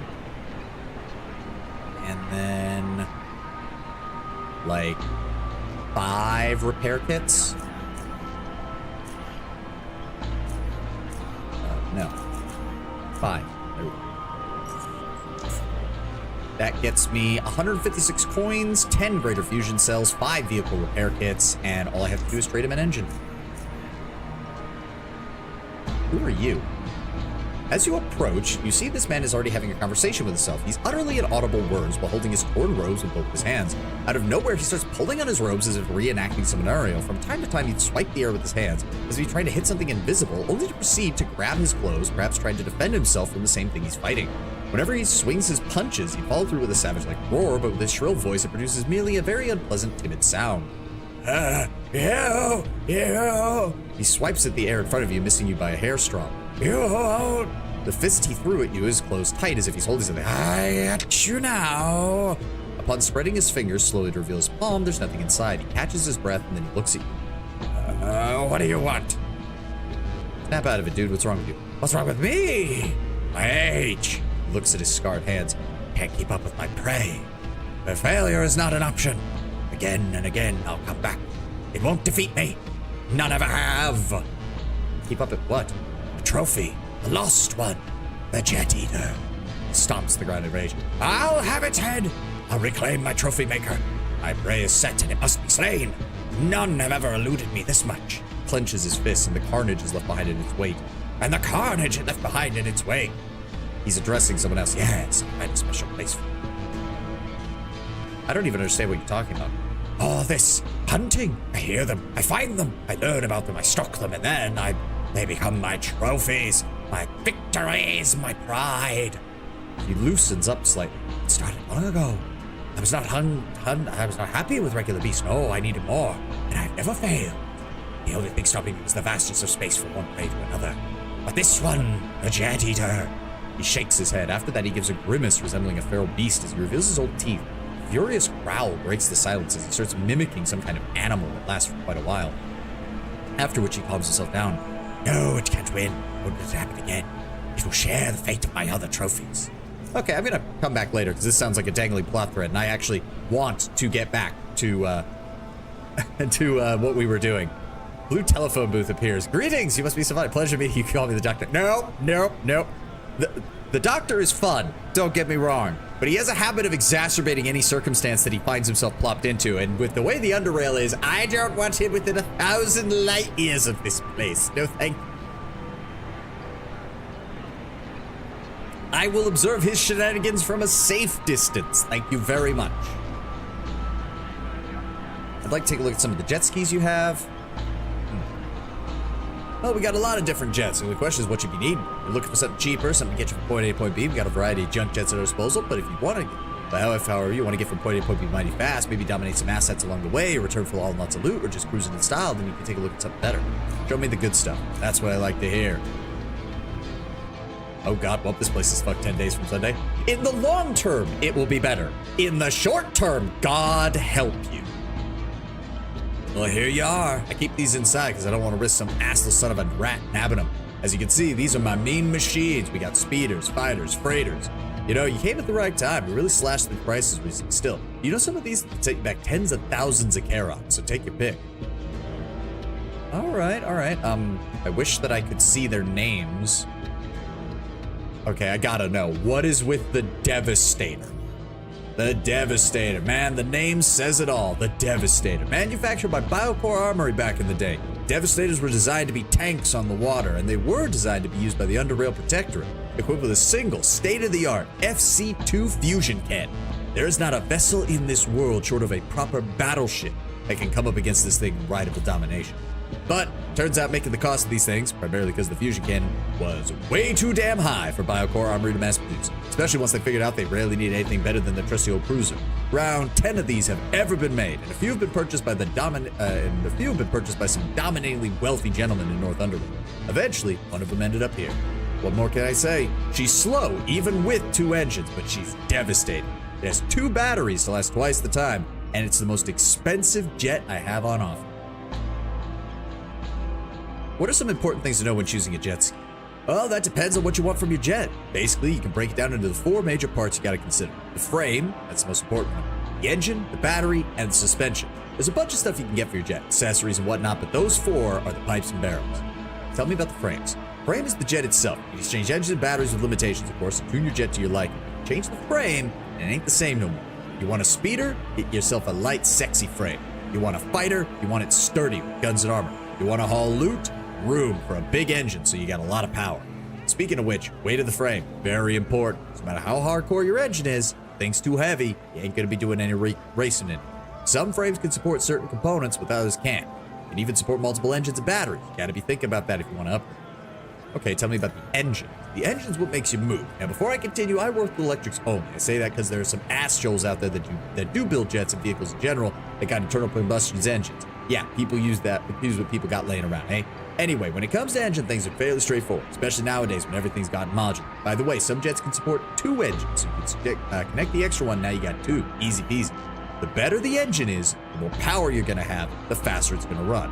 You do have some limitations on the size of the engine you can put in the jet, though. Mostly depends on the frame. Some engines use more juice. Other than that, though, it's just a matter of cashing it out and putting it in. And something even a zoner can do if he has the points. What about batteries? A jet ain't gonna run itself on love and care. It needs juice. The batteries will provide that. Pretty much all the jet batteries got the same voltage, they're interchangeable. Therefore, the difference between them lies in their size and their capacity. Higher the capacity, the longer you can drive it without needing to recharge. If you can't fit a battery in your frame, you better choose a smaller battery, and that's it. That's all you gotta know about them. And what about the suspension? What keeps you stable and easier to control? And I don't really care about this because we're never gonna be upgrading that if I can avoid it. Unless there's like special suspensions that give other benefits. Yeah, what about the freighter? This jet is for those who got to tow a lot of heavy baggage and a lot of time on their hands. The Biocore Industries freighter is a sturdy and affordable jet with 2 engines, 2 batteries, and decent protection. It's heavy, it's slow, but even with the stock components, it'll never struggle no matter how much stuff you have stuffed into it. Even though it isn't designed for towing, it can tow other jets no problem. Hell, I used one of these many years ago to tow a small ferry. I bet you I can use it to tow one of them fat rat yachts. You might find this surprising, but it's one of the most comfortable and stable jets around, even when it's going at top speed. Can't deny that. Chief Brace is gonna be like, soldier, what is this jet? Where's the one we issued you? Awkwardly tries to hide the fusion cannon. Not wrong. The only problem I have with the Devastator is that my character probably lacks the skills to effectively use the fusion cannon.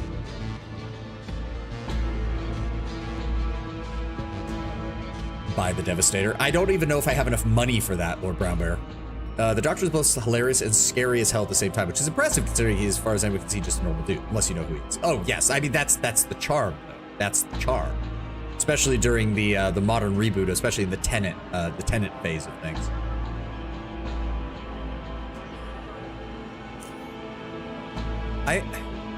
Let's at least, okay, we'll look at the Devastator. 21,000 coins. Woo. Do I have enough mercantile for this to talk him down? Because apparently I could potentially drop it down to 14,000? That's actually one hell of a drop off.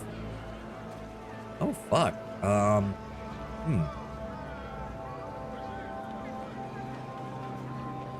We captured the doctor. He was unarmed. We have won. You did what? Shit. I'm out of here. Yeah, no. There are two reactions to the doctor showing up, and one of them is the person who doesn't know, and the other person is the person who knows. I wonder if I can talk him down to that much. I'll give you 14 grand for it. Well, all right, congratulations. You bought yourself a jet. Yeah, like, I have to imagine his thought process was, who else is gonna come in here and buy a floating fucking tank? All right. So do I just, did he just give me the key? He just gave me the key. Okay. So we have a battery of 800, durability of 550. Oh, it does not have any additional parts inside of it right now. At all. Okay, we're gonna have to work on that. I'm gonna need to get some parts from him as well. Oh, I should not have sold those parts then. I should not have sold those parts then. Oh dear. So hold on, disembark. Time for me to go to work, but do me a favor and shoot something with that, would you? I mean, maybe I can. I don't even know how. Shoot fusion cannon, dealing 150 to 275 energy and 150 to 275 electrical to everything in a 2-tile radius. Consumes 100 energy. I cannot even shoot like 2 squares in front of me without it dropping beneath 50%. Hold on, I need to see this. I need to see what this does. Okay, that's pretty good. Not gonna lie, that's pretty good. Okay.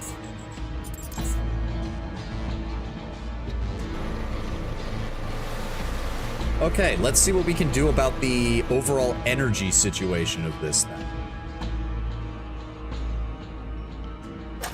Parts. Okay, so if I wanted to say pull all these out, and then that gives me a second battery. We can throw some Oh, max size. It actually says it. Okay, okay. So if I, hold on. Then I need to see what this is blank. Max size 3. So the primary engine is max size 3. The secondary is max size 2. The primary engine's max size 3. The secondary engine's max size 2. And then the suspension is 3. Okay. So we can start with 2 heavy-duty batteries. That also used up about 2/3 of my, or a little over half of my money. We then have, these are both, oh, it shows it on there. Now I see it. The little dots underneath the image tell you how many. So that gives us a weight of 184, but the engine power is 750, so it can carry plenty of shit. Hold on, Ray, I need to talk to you. We need to have a talk, good sir.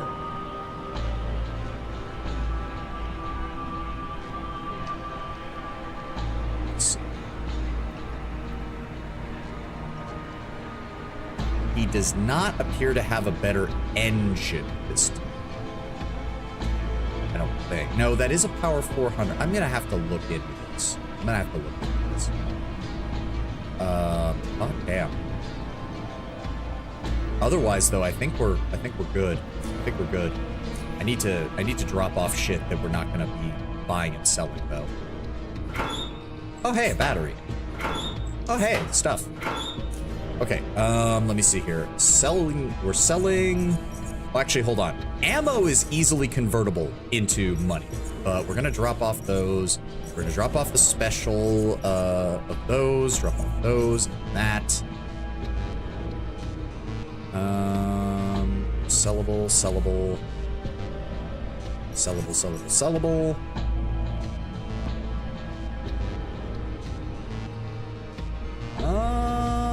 Want to lug those around? I don't think I do. We'll keep those. Drop off the plates. It gets us down to 147. Though, oh, part of that is because of the fucking fusion batteries, right? Open the fatality index. Look at the doctor's cause of index starts to rapidly tick off in rapid succession. Oh, yeah. The one opening up, it gets more and more pale. Yeah, no, yeah. That is the doctor. That is the doctor.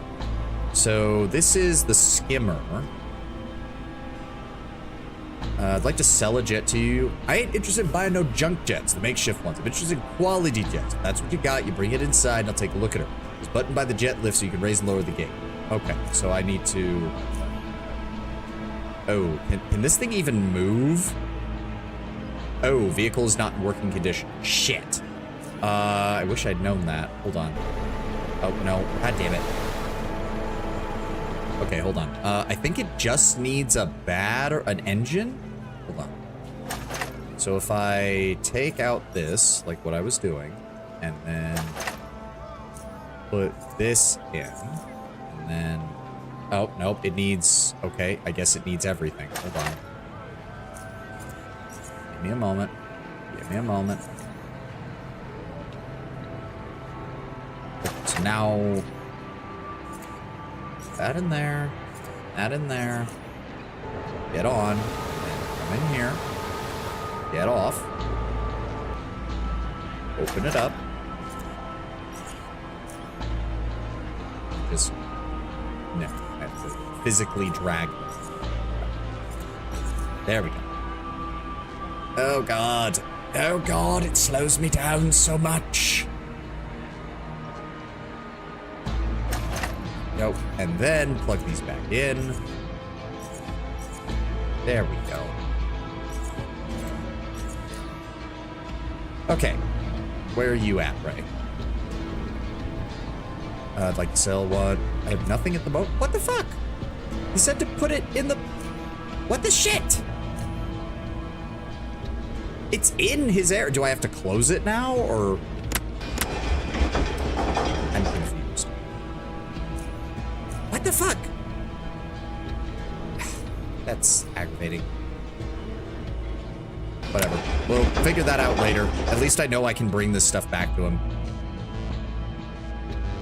I guess, unless he has a better engine. So what do we have right now? 400, 120, and a 350, 100.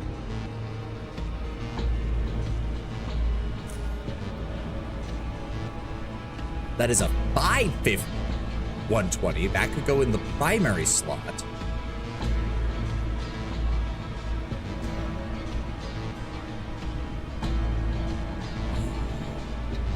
But I mean, and also it's so much. Holy shit. And I don't have anything to offset the cost right now. No, let's just go with what we got. Even if we rarely use the plasma cannon, the defenses on this, oh yeah, 50% cover, straight up 70 damage threshold for mechanical, 125 for heat, 400 for cold, 50% resistance to acid damage, which that sounds like would be very useful. Can we use a shield while... You cannot use a shield while on your boat. Good to know. So, vehicle weight, total weight, I see. And then engine power. So as long as we don't go above 750. So if I want to drop off all this, and this, and these, and this. Right? Yes. So I can do that. I can drop off the flashbangs. I can drop off the crafting materials that we've picked up. And that still moves pretty good. Sweet. It's also funny to point out hardcore 40k heads that don't know about the Doctor. The Imperial would have no chance in the Doctor Who universe by a mile. Oh, yes, but that's... That goes without fucking saying, Tenwin. And I say this as an Imperium fan. It goes without fucking saying. I still like the versions... I've seen a few, like, short fanfics where... Because a lot of people are like, oh, how would the Doctor be in 40k? And one, he would hate it, but that's obvious. But two, I love the idea that the Inquisition does know about the Doctor and does know not to get in his way. That would be fucking funny as hell. Especially the, what is the minor inquisitorial order that deals with time manipulation? They would be terrified out the ass if he showed up. All right, let's finish exploring the areas we passed through on our way to Core City. Oh, hey, somebody just left the skimmer here. Lockpicking of 30. That can't stop me.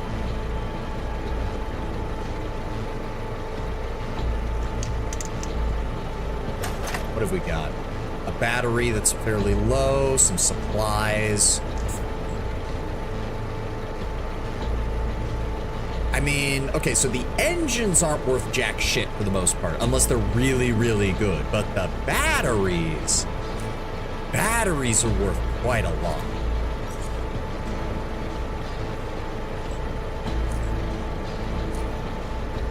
We'll see about that. Plus, that's another one of these B-arm 800s.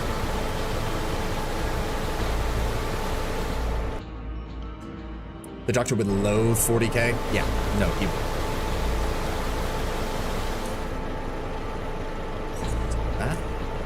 May as well while we're here. Gilliman is back. This is the Doctor you mentioned. Yes, him. Does he want to talk? Not really. I'm more just telling you so you understand why we avoid the system that he's in at any given time. Oh no, he gives the Inquisition headaches. Gilliman is so disappointed. You know what? I don't even care that you can't give me the full price for this. Just give me what you can, man. I'll take the 700 coins. Note to self, save up on what we salvage from jet skis, because holy shit, are they valuable. All right, let's make our way back to the Black Sea. I was not expecting to spend the first half of this fucking stream not even getting anywhere. There's nothing over there. Oh yeah, and the power is barely getting touched. Anything over here? Negative.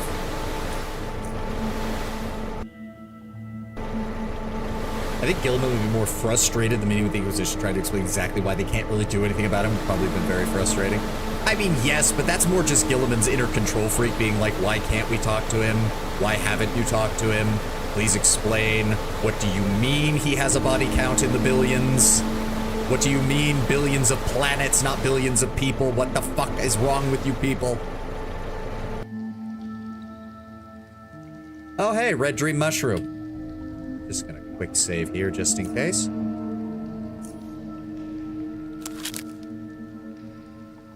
In fact, I'm not even gonna take chances. Okay, good. There's nothing over here.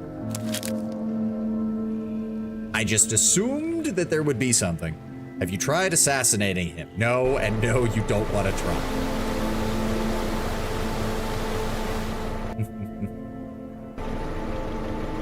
Oh, protectorate sniper. Shock troops. Interesting. Hi, guys. Is it okay if I land here, or are you gonna throw a hissy fit? Hello. I miss my wife. Dude is, oh man, dude is having a time. All right, so yeah, gasoline dead. This is just a protectorate outpost. They're, oh, protecting the access to the docks. Of course they are. Keeping an eye on things. This is so cool. It opens up so much more exploration down here too. Like, I can't wait to just dive into everything that's back here, but I just gotta get back to the, I gotta get back to the Black Sea. I wanna explore. Still don't know what this is. A drum. Oh, it's a bar, isn't it? Is that a sign? No. All right, well, we'll check that out. Bar? Question mark? All right, so that's clear, that's clear. We can head back to the Black Sea. We can head back to the Black Sea. Oh. That patrol is gone. Okay, so if a jump jet gets destroyed, it eventually sinks and you lose whatever was on it. But if you kill the driver... Aha! Interesting. Well, I'll definitely take the coins and the medical supplies. I'll leave the rest. coins, flares. Yeah, leave the rest. We don't have time or anything for this. We'll just leave it there. And nothing on you. So I just want to see. If I go here, plasma cannon shot. Please don't blow yourself up. Oh, that didn't damage it. That's stupid, but okay. Interesting. So you can only deal damage to the jet skis when someone is on them. Weird, but all right.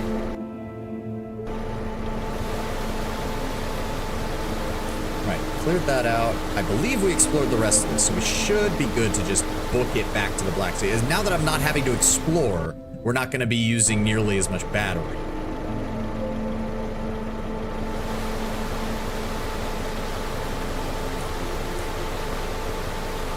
Oh, this is cool. I like this. It's amazing how it's such a simplistic version of, like, did I leave anything on you? I don't remember if I did. Nope. Okay. It's such a simplistic, like, version of a vehicle system for an RPG. But it seems to work really well with Underrail, which is surprising because most, I cannot for the life of me remember the last time a CRPG had vehicle mechanics. Especially not one that worked.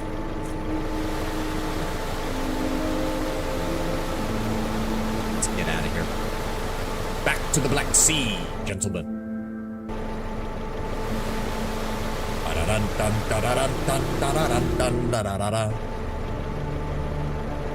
If I don't encounter at least one pirate that acts like Jack Sparrow, I'm going to be very disappointed.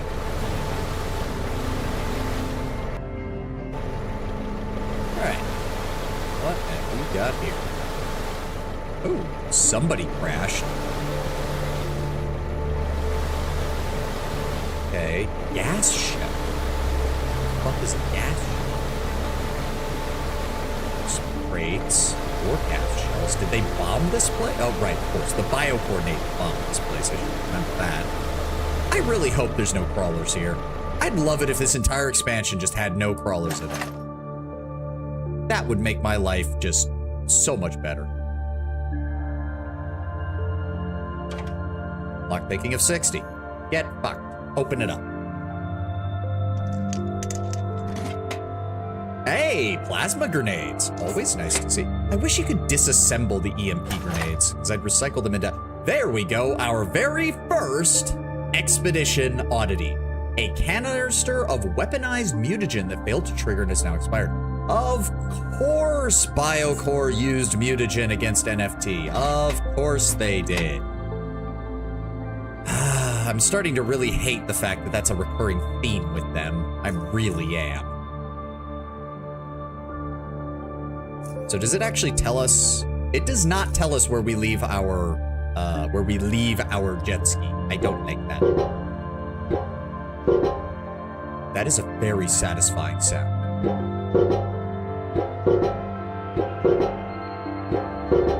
I don't know why. That just tickles my ears in like the perfect way. That was, I don't know why I did that. That was strange.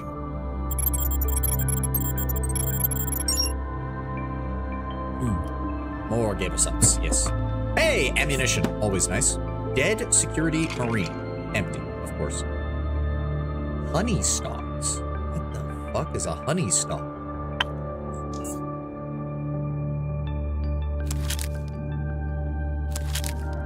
Honey spores. Do not ingest. Game, why did they call it honey spores if you're not supposed to eat it?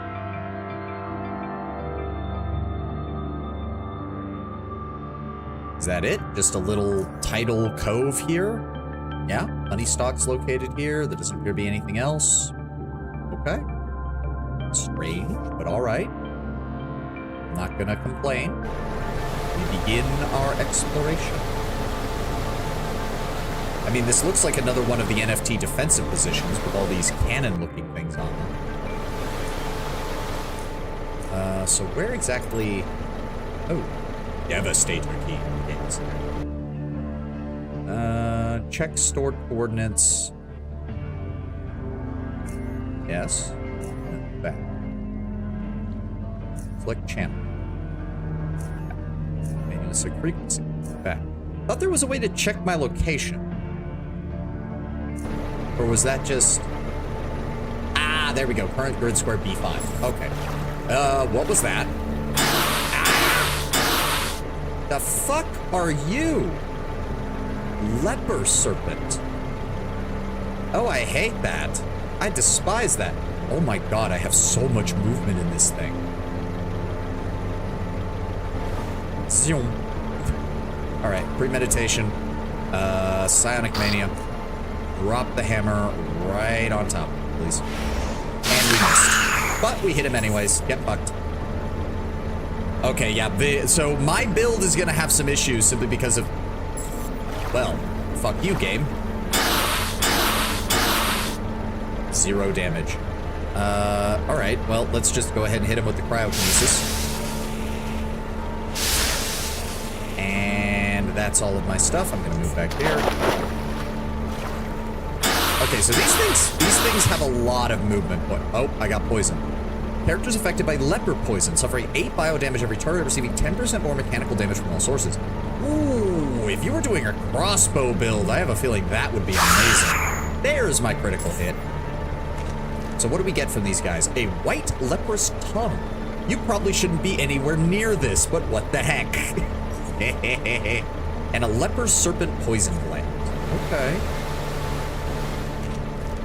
And a healthy animal heart. All right, yeah, we just need to, anytime we loot shit while we're out and about, I just need to be dumping it into the cargo hold for our ship.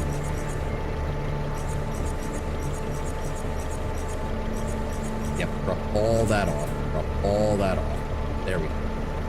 Total weight of 345, which means engine power is still more than enough. Okay, so that's gonna be our... God damn it. I didn't even notice that one. All right, give me premeditation, and let's just zap him with cryo. There we go. Okay, another oddity. Good, good.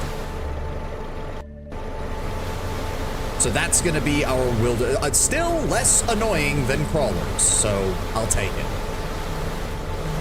So this is an island here, but we just can't get to most of it. And there's the end. Oh, well, good timing. We arrived at our destination. I'm going to go refill my water and use the restroom, and we'll be right back.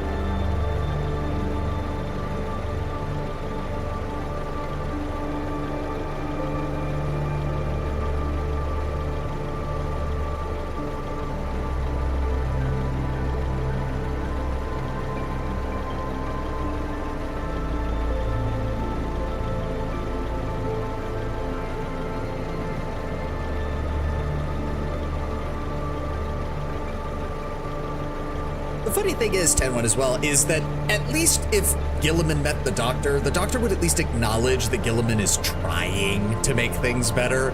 He'd still probably see him as an absolute monster, but, you know, he'd at least acknowledge you have more humanity than most of your siblings.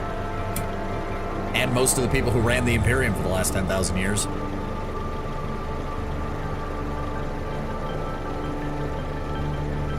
I also would like to imagine that if he and Gilliman had a conversation, Gilliman would be like, I have to admit that I think one of the biggest differences is that I had an adopted mother growing up as well. And the doctor's just like, oh, that explains so much compared to your siblings. All right, well. Hello, hello. Is there anyone home? Anybody at all? That is an acid barrel. That is a medical cabinet.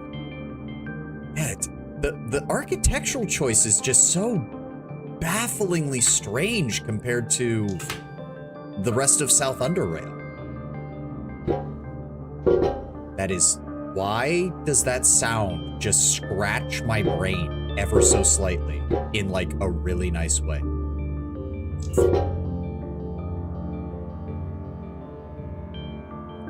what are we dealing with here? Oh. Thanks, game. I appreciate that. Hacking of 80. That's fine. Image intensifier tube, shotgun frame, gasoline. That's fine.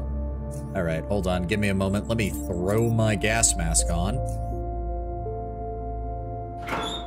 Oh, toxic waste. Who would have guessed? All right, put that back on. Can't even determine whose gas that was. It could have been NFT for all we know. Let's go ahead and pop that. Let's go ahead and pop a smoke break. Nice psionic inhalant back up. Thank you. All right. Okay.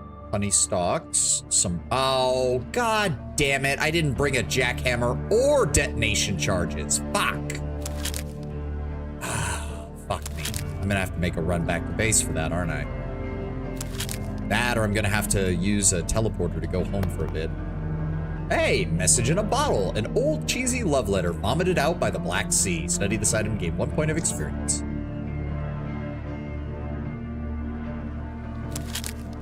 Okay. Works. So we've got, let me see here. Passage blocked west. There is a way through here, so I'm assuming this would like go around whatever's over here, but let's find out. Glitter shroom. What is that? Even after being harvested, they keep shining in the dark for a long time. Requires 70 biology. Okay. Oh, hello, Mr. Siphoner. Are you stronger than your compatriots? You are not. You are not. This is bad for you. Goodbye.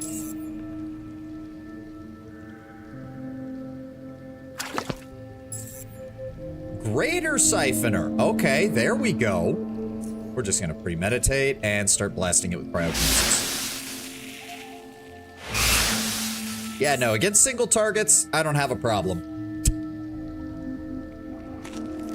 Ooh, skull-shaped mark. A skull-shaped mark on the surface of the Siphoner's skin. Surely this is just accidental. 2 experience points. Greater Siphoner leather and some animal parts. I'm gonna be honest, I'm not in the mood to loot animal parts. We have done that throughout this entire game. It has been nice to make shit. You tried to get the jump on me, asshat. Get fucked. You want to give me another oddity? Damn, you did. What's on the dead pirate? Morphine shot, a broadhead bolt. Shoot this bolt from a crossbow, dealing normal weapon damage. If the target is a living creature, the bleeding inflicts an additional 150% of damage over 3 turns. Bolt is weaker against armored targets, obviously. Serrated bolt also deals that. I will take that then. And you know what? Give me the flares. Why not? There's gonna be... Yeah! Called it! Alright, deal with the Greater Siphoner. I said deal with the Greater Siphoner. Okay, can we premeditate? Alright, not taking any chances. Psionic Mania. Thank you. And then we're just gonna back up a little bit. He's gonna come to us. He's gonna try to hit us. That's fine. And down. Yeah, no, when cryokinesis crits, it's perfect. Long range, capable of just utterly eviscerating things. There we go. That's another 2 points of experience. There's definitely. Can't get over there. Grab the lake poppy. Come on, I know there's gonna be. Ah, there we go. Aha. But I hit the combat button first. Get fucked, Siphoner. There we go. Unfortunately, I think we already maxed out their thing, so. Son of a bitch, I didn't get that one. Ow! Okay, they can actually punch through my armor. Quite a bit, actually. All right, back up slightly. Let's just go ahead and drop this right behind them. Down they go. All right. Go ahead and top us off. Some bandages. There we go. Nothing on you that I care about.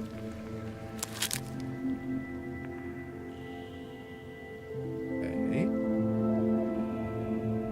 So those rocks actually lead somewhere else. We're definitely going to want to get that at some point then. Let me guess. Yeah! Called it! Knew that was going to happen. All right, you. Come on. Okay, game. Fine. Guaranteed crit. Not taking any chances with this.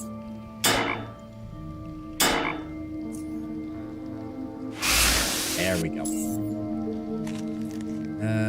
Heart-shaped siphoner mark. That doesn't matter.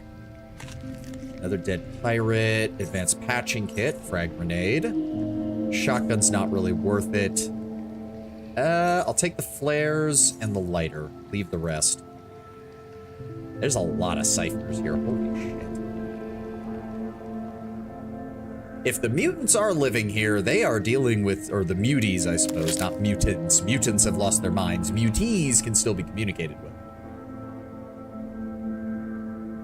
These are obvious. The vibe is solid. The RPG elements are quite good. The game so far does a good job in remembering choices and interactions. The gun variety is quite fun. I mean, you can say that, but everything I heard about Outer Worlds 2 was largely just that the gameplay loop wasn't very satisfying, and unfortunately, if you don't have that, and you don't seem to have a very good written dialogue, which I saw some complaints on that, you're gonna have a hard time. Lingula. What the fuck is a lingula? Alright, I think we've cleared this area out. Still don't know what that other passage goes to, but I suppose we'll have to bring a jackhammer back to find out. Oh. It's a little grotto. Ah! Oh, greater siphoner. Okay, how do I want to do this? I need to move, like, right here. Then we're going to premeditate Sonic Mania, drop it right behind them, so that way it hits them and not me. Goodbye. Then we're going to do that. And down he goes. All of them dead. Bandage ourselves up. I don't want the animal parts. I don't want the animal parts, and we're already maxed out on the oddities for them. Fine by me. Okay, so that did not help us at all, unfortunately.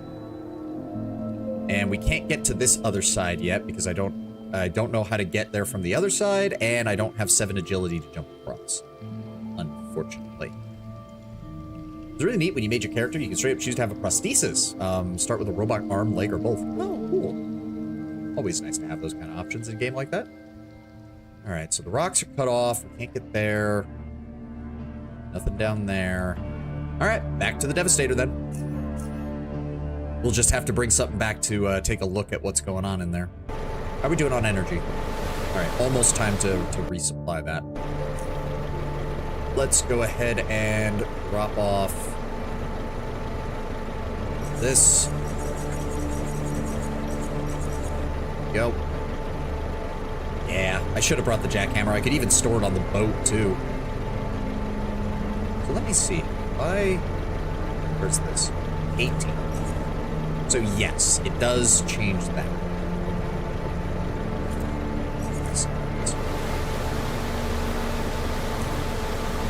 Black Sea, green wart, honey stalks, and a shit ton of ciphers. Shit ton of ciphers. If I ever need, like, siphoner leather or anything like that, or any kind of animal part. That place has a lot. Still no sign of where the mutants might be holed up.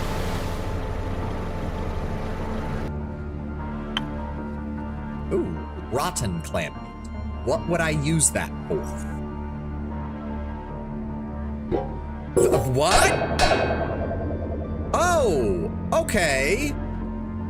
Hermit crab. In a box. They're using the fucking boxes. Okay, it's kind of adorable, and I also kind of hate it at the same time. Premeditation. Let's try to just crit him and kill him. Nope, all right. Psionic mania, cryokinesis. Goodbye. When in doubt, guaranteed crit out. It was both simultaneously adorable and horrifying. Egg extracted from one of the dead mutant crustaceans. It will never hatch. Okay. Interesting.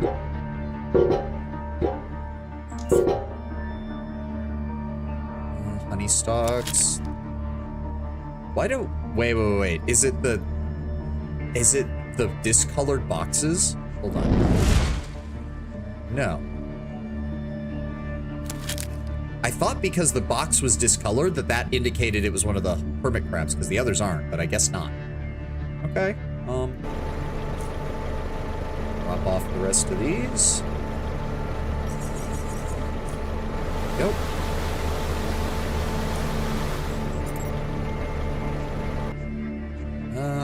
Yeah, actually, select channel. Yehoda.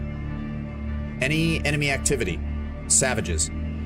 Lots of activity. They're probably preparing for another attack. Okay. Okay, but that's the same as it was the last time I talked to them, so they're not attacking yet. Right.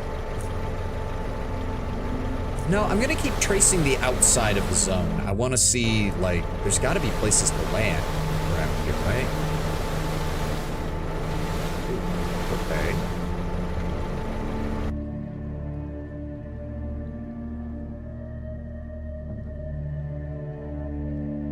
Okay, some caverns. Peek into the cave. Perception of 8. That's not happening. Oh, hi! What the fuck is his name? Somberbaren Skader.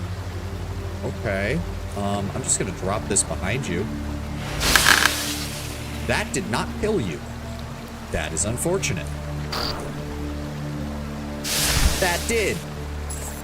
I'm just gonna dip out of the cave real fast in case anybody came in here wanting to do shit to me. Lup. Okay, what did we just... Solmebaran Scared Sword. A long, heavy sword made of large bone lined with sharp, curved teeth. Good choice. The Butt Stabber Cave. More like the Butt Slasher Cave from the looks of it. Okay. I'll take the medical supplies he has, but there's no point in taking the sword. Bioluminous Marsh Honey. Increase perception by 2 and regenerate 2 health per turn for 10 turns. Also causes the consumer to glow. A glowing pink clay-like nugget drenched in a honey-like substance looks weirdly delicious. They are fairly heavy though, but I'll take any kind of drugs that these guys are willing to make. Is that it? That's it? I was kind of expecting more. Oh well, one less native that we have to deal with, I suppose. Like, it's good that human enemies don't respawn, because it does mean that if we kill enough of them, they won't be able to keep attacking us.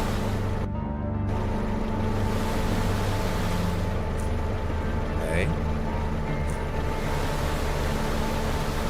He said there was a mutant camp around, but I'm not seeing it. He said it was to the west, didn't he?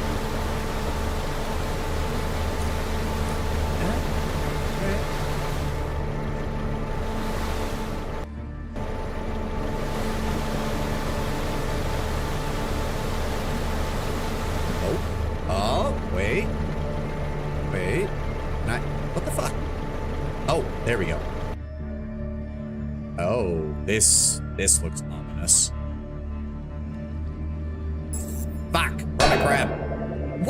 Does every one of their attacks do that? Because I don't like it. Motherfucker. Ah! He's not doing that much damage. Okay, game, could you... I did not tell you to swing on him, you stupid piece of shit. Oh. There. He's dead. What is lingula? Biology 95. Rare tall fungus that grows out of certain seashells. That would indicate that it's some kind of fungal infection of whatever creature used to live in the seashells, right? Like the fungus devoured them from the inside or some shit. That's it? Where the fuck did he tell me this mutant camp was? Trying to learn about and activate the island's latent security systems or recovering any useful equipment. Yeah, well, I haven't found anything of that nature, unfortunately. He said it was to the west, didn't he? There's pretty much nothing to the west. West Storage Depot, B7. Where am I? B9. So... further north. Hey.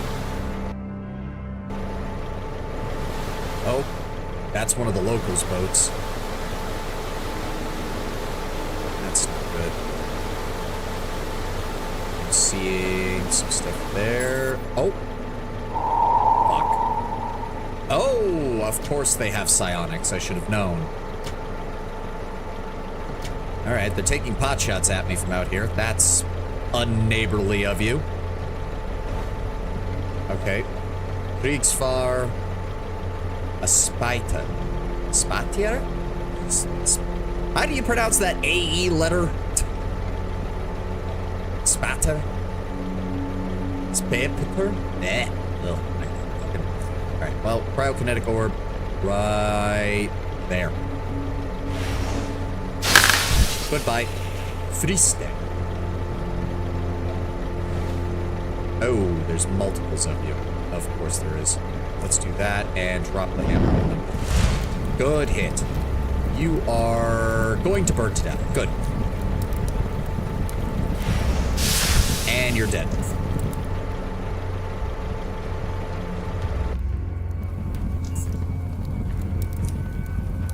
Iga Mermos. Nope, it's down now.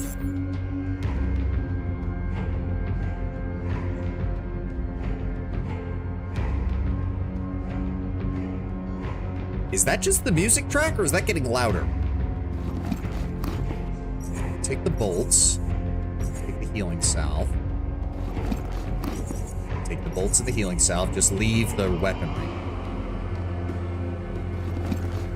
Spirit potion. Somberbaren staff spear.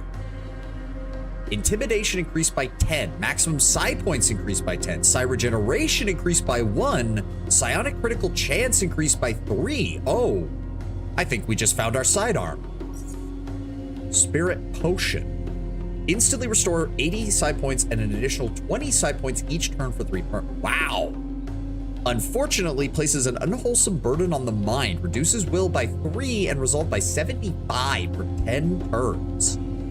Ooh, okay, so that's not nearly as good as... Like, it's a really good psi-hypo, but it also just... Yeah, no, that's not as good. I'd rather keep the healing salve and stuff. Like, dexterity does not matter to me, but that stuff, that's not as good. And the value's low on it, too. Ainda. Oh, hey, red-lipped batfish and a mini head. I don't really need fish right now. Bison milk.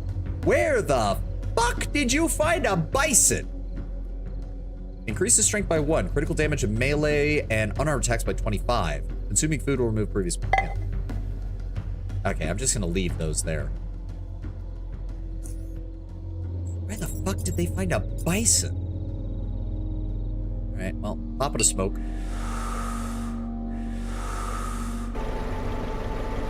And then our inventory, drop off anything that we picked up. I want to keep that, yeah, in my offhand, because if I have that equipped... Nope, not that. This. Yep, that gets us to a 39% crit rate. That is pretty cool. That is pretty cool. So what area am I in? C9. Okay, so... Where the fuck is the mutant camp? Oh, what? Oh, hi, guys. There's more of you, I take it. Oh, there's a lot of you. That's not good.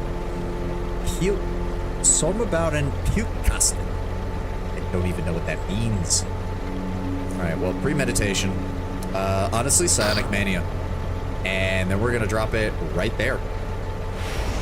You missed. Well, you got 2 of them at least. And he's down. There's more of them coming, isn't there? Nope, combat over. Works for me. Oyet Pastors. Stop it. Okay, that must be their different types of psionics with their own names. So they have, like, an outpost, but they have a fairly large outpost. You, I think, are just a civilian, but, sorry. Goodbye. Just casually committing war crimes over here. Oh, there's definitely more to this place. Okay, that leads that way. Can I get off anywhere here, or do I have to, like, land somewhere and then come back? Good, the best kind of crimes. I mean, in this situation, yes. Oh, God. Oh, God. Ow! Dick! Who did that? Who shot me? Oh.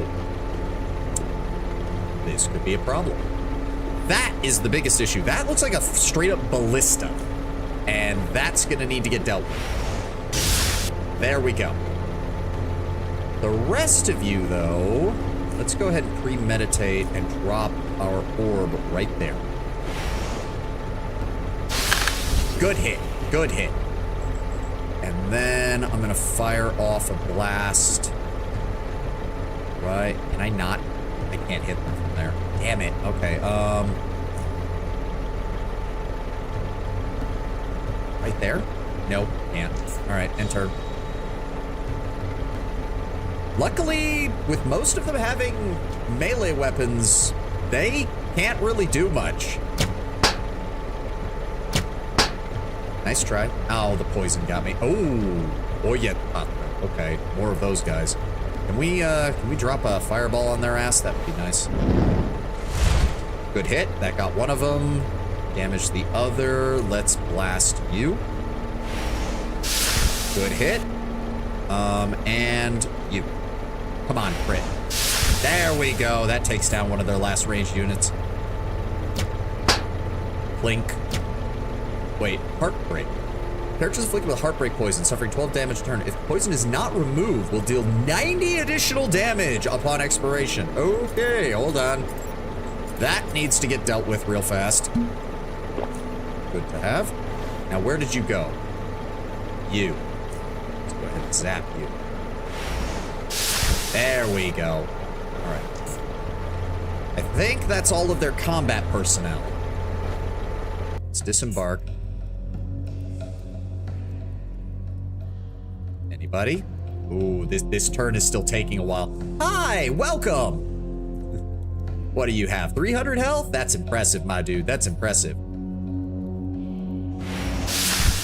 Not impressive enough. Ah, yep, here comes it up. Oh, okay. Broken rib, entangled. That's unfortunate. A Skadir. Is that his arm? Vitality surge. Okay. Oh yeah, even like the quote-unquote civilians are making a run at me for being here. All right, premeditation, and let's drop the cryo orb there. Good hit.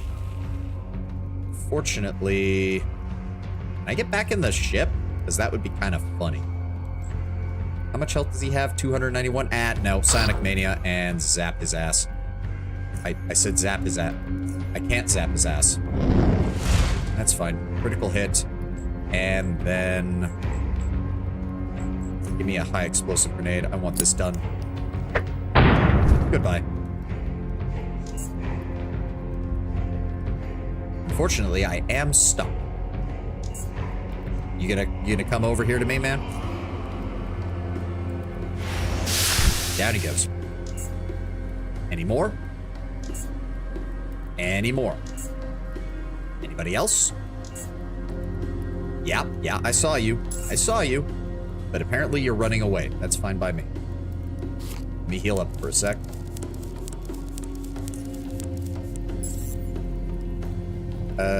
Okay.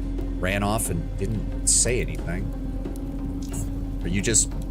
you're just gonna run. You're just gonna run and probably go get help, aren't you? There we go. Get blasted. Alright, who's left? Oh, there we go. Oh, I can't from here? Oh god, we gotta go all the way around. That's fine. Where'd you go? Wait. Oh, there they are. Oh, hi. Well, I guess we're just wiping out this entire village. Call me George Washington, the destroyer of villages. That was one of his titles, by the way. Given to him by the Iroquois, if I remember correctly. Or one of the members of the Iroquois, I should say. Giant hatchet fish. Some more of that stuff. Bison milk, the healing salve. Don't need that. And I'll take that and that. Leather sacks. Okay, so lots of fish. Lots of fish. Not surprising. 10. Some traps. Bison milk, healing salve. Take that. That. Cooldown of 6 turns. That's not bad. I probably should be using that to supplement my bandages out of combat. It's not nearly as dangerous to me to use it out of combat. Wow, 4 healing salve. Hot damn.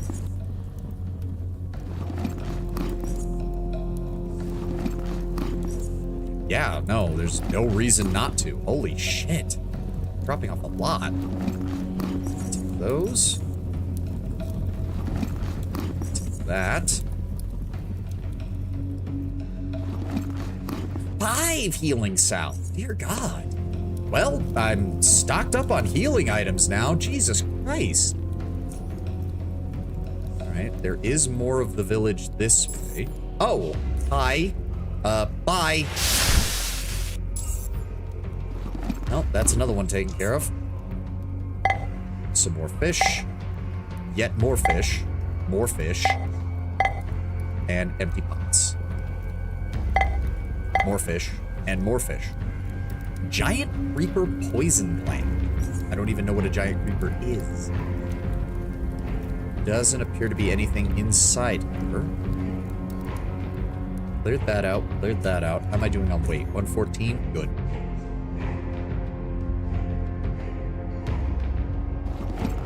God, they just have healing supplies out the ass.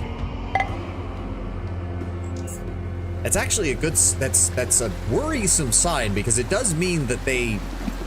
Oh, Somnibaron's Spirit Staff. Intimidation increased by 15. Psionic critical damage increased by 40. Oh.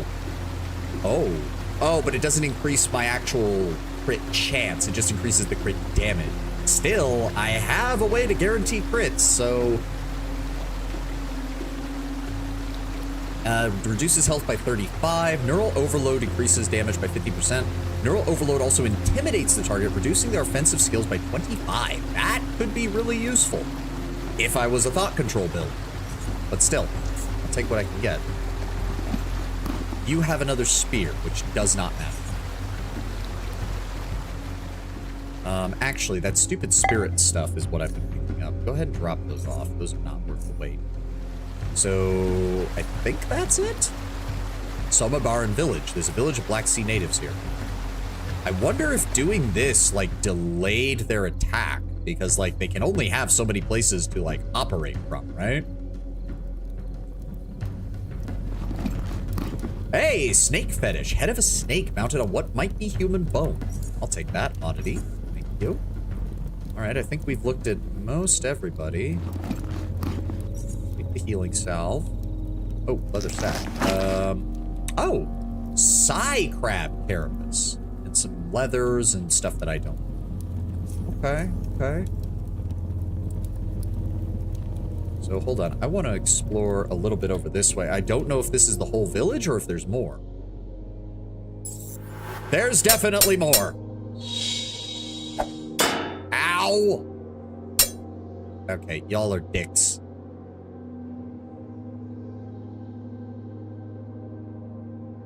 How many? How many more is the question, dear God? Okay, well, thank you for approaching me. I can now just vaporize your ass. Thank you. Oh, here comes more of them. Even more of them. Oh, somebody just went into stealth. Somebody just went into stealth. I heard that. Okay, coming here on foot was a bad idea. Ow!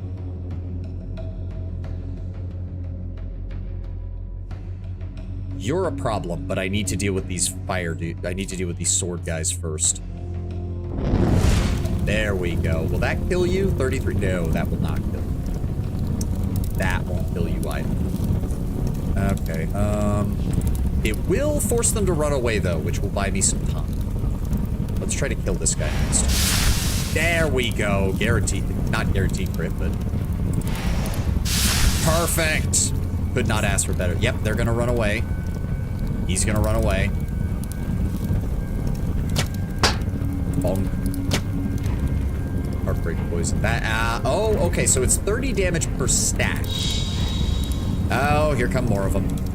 Oh, but they're all stuck because he's blocking them because he's running away. Oh, that's beautiful. Can I get a frag grenade on... nope, I have to move in order to do that. Can we... Good hit. Solid hit. And then I actually want to move this way because I need to draw them away. Because I don't have any AoE. I'd really like to kill you before you get close to me. But I don't have any more grenades is the problem. One turn and my cryokinetic orb is off cooldown. And that will fucking kill me. Oh, I should have thermodynamic destabilized that guy and then blew him up with the grenade, because that would have damaged all of them. Alright, also turn on my shield just in case. I would let... Okay, we can't hit you. Why can we not hit them? They're literally standing in front of us. How can we not hit them? Okay, whatever. Hit that guy. Down he goes. And then back up. Somebody else just died. I don't even know who. Oh, hello. Okay, there's the big dude. He just healed himself. Oh, for... No! Incapacitated. You motherfucker! Okay. Well, that guy hit me, which fucked up their plan. That's fine. Give me cryokinetic orb right there. Good hit. Perfect hit. Really? Why do I have... Well, that's about to deal a lot of damage to me. Oh, what? No, I don't have enough action points. What the fuck? All right, well, if that's the case, go ahead and pop an antidote. And pop a... And that'll be it. There we go. He's gonna come up on me and hit me with that sledgehammer. Oh, okay. Ow. Not too bad. It's nothing like fucking Baylor with his 600 damage hits. There we go. Cryo U. Cryo U. Sneak around the corner. Oh, hi. Well, aren't you just a little jackass? Dort vergas dude. No idea what you're saying, chuckle fuck. Take ice to the face. Oh, there's more of you. God. Broken ribs, entangled. Hello, everyone. I see you've all arrived. Precognition. Drop it right behind me. Goodbye. Okay, we're not done here, apparently. I have almost burned through all of my side. Jesus Christ. Anybody else, or can I... The fact that this shit lasts for like 20 turns is ridiculous.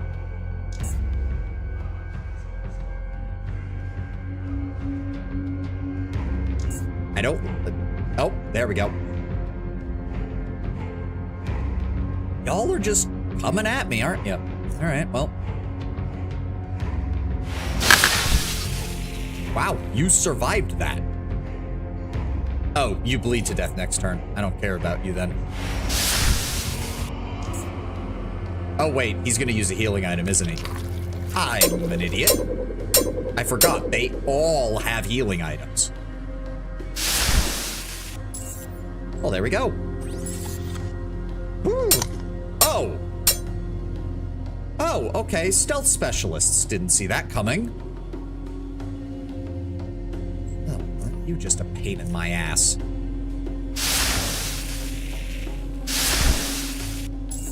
There we go. Ugh. Okay. Well, may as well use this. Yeah, restless spirits, dexterity perception reduced by 3. That's fine. I'm not in combat. And that saves me having to use my bloody, There's another stealth person, isn't there? Well, we're just gonna drop a fireball right there. You almost hit yourself, you fucking idiot.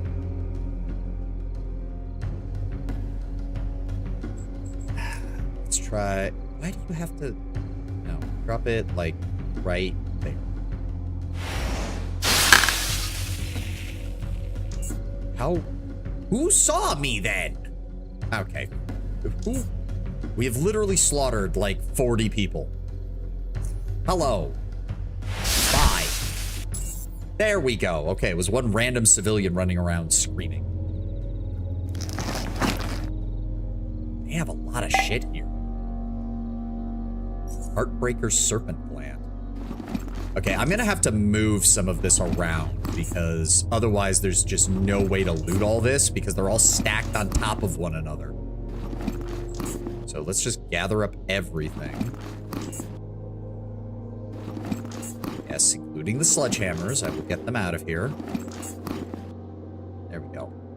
Okay, so they're not as stacked up. So let's go over here and we're just gonna drop off all the stone weapons. There we go. Ooh. Sommerbaron Skader Spear. Okay. Intimidation increased by 20. And it's just a... Okay, otherwise it's just a bone spear, I guess.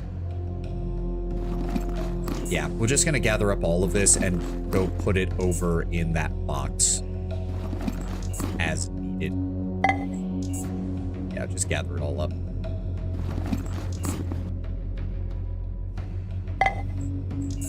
Gather it all. Gather it all. I said, I see the pot. I see the other pot. There we go. It's empty.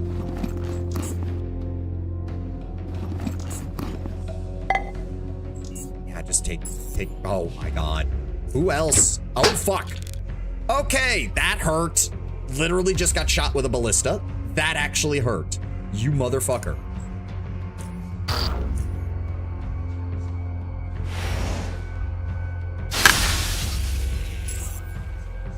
I was wondering if there was anyone left. We know.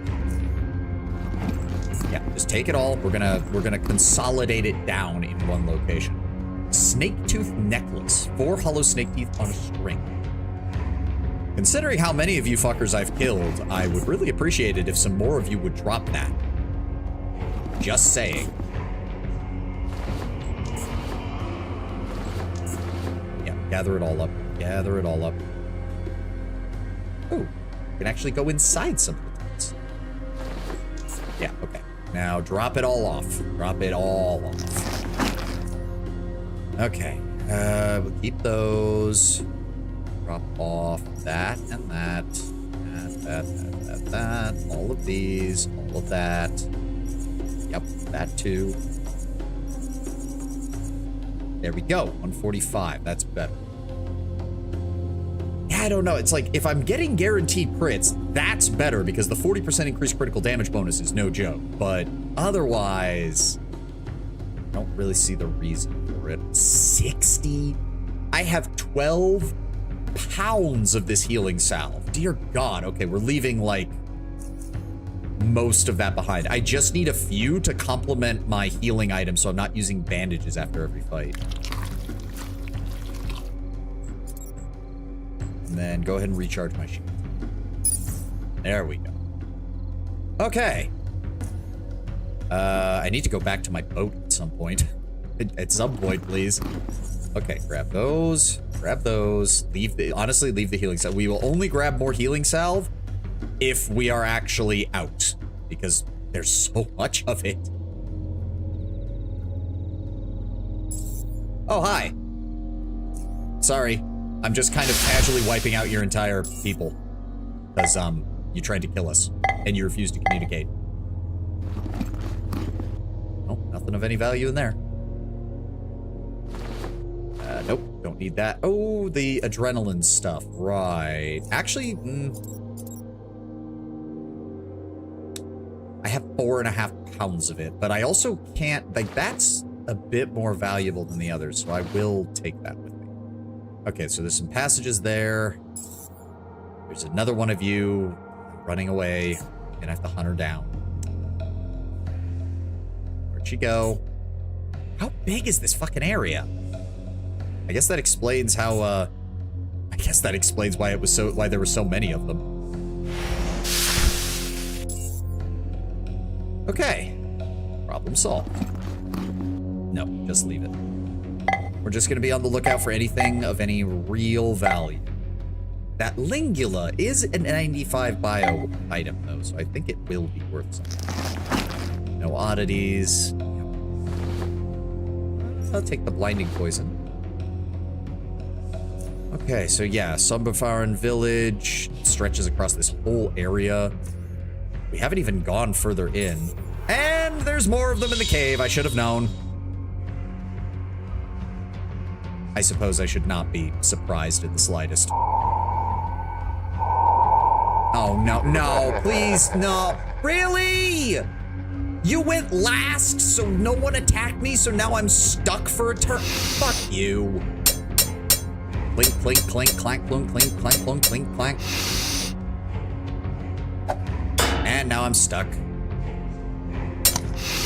Oh, great. There's multiples of you. Can I get my turn yet? Oh, no, no, not that. Not the mental subversion bullshit. That didn't kill all of you. How did that not? Okay, whatever. Also, I have, oh, great. I get like 0 AP because fuck me, I guess. Get fucked. And now I'm taking like 150 fucking damage because of the fucking doppelganger. Why? Because mental subversion lowers your resolve, which is the only way to resist the doppelganger. What causes you to fucking overload? The stupid fucking abilities that summon the doppelganger. I fucking hate those guys. Ah, if I hadn't gotten incapacitated on that first round, I would have had that. Fucking psionics. I use them and I can call bullshit on that. Some of them are. It baffles me. Who thought that was a good idea? It's like, resolve is the primary way that you resist thought manipulation. Okay, makes sense. By the way, a single feat that every thought control psionic in the game has can cut your resolve by over 50%. And it lasts for like 3 minutes. It's like, okay, having some way around resolve makes sense because you want to have something. But having something that just tanks their deep, like, again, Hold on. Where's my defense? Where's my defense? Resolve, 176. I have a 176 in resolve, and I have a fucking 13 in willpower. I'm going to have a 16 by the end of the game. It still feels like that's not enough to resist these fuckers. All right. We're entering combat and entering the room first. Fuck you. Hello, Mr. Oyas Potter fucker bullshit. I'm going to blow you up now. Right there? Yeah, I'm not taking any chances with this. You need to die. Oh, and then I can leave. Ah! Oh, wait, why am I still counted as being in combat? Are they gonna come out? Because if so, oh, well, that actually makes things a lot easier. Yes, please, all of you, bunch up right here by the entrance. Make my life easy. Oh, look, there's multiples of you. Premeditation, and then I'm going to, I said, pyrokinetic stream. There we go. There we go. And you burn to death. Goodbye. Ow. Ow! What the fuck? Okay, thanks for dealing like 300 damage in crits. No. You motherfucker! And he's gonna do it again. He's gonna do it again. How are you dealing that much damage? And I died. Well, fuck you.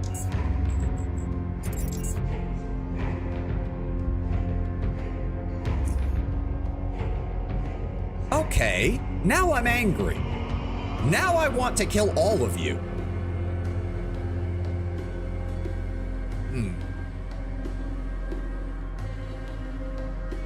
You're being right pain in my ass, you know that? Give me the magnesium grenade. F5. Combat. Shield on. Enter. Oh, he doesn't spawn in where oh, that's not good. All right, well, cryokinetic orb there. Good hit. Then I want to fill this entire area with fire. And leave.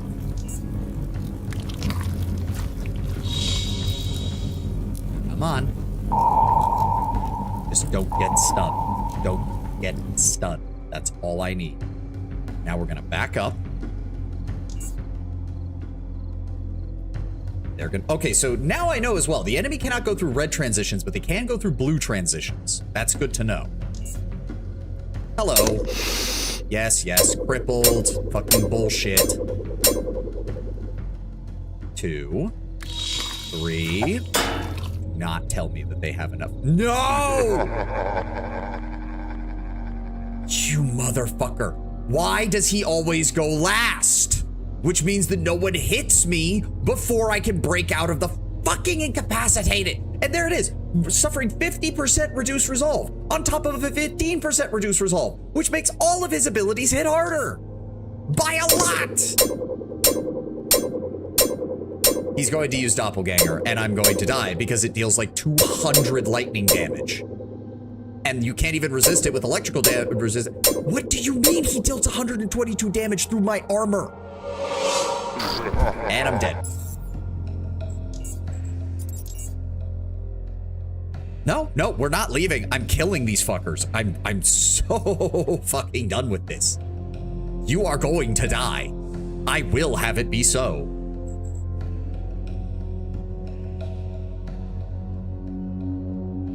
Let me think here, let me think here. Magnesium grenade is still a good idea. It damages all of them as they come out.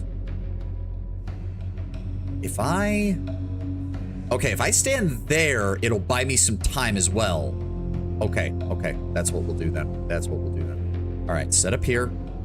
Shield on, enter combat, enter the room. Oh, you're here, good, so I can kill one of you immediately. Sounds good to me. Oh, 2 of them, that was the stealth guy. Good.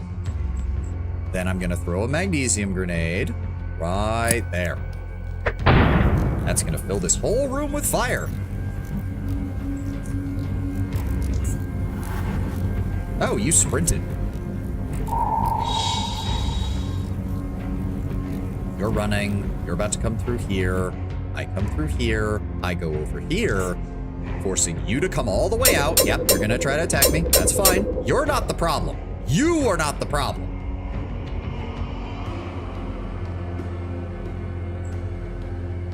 How much health do you have? 206.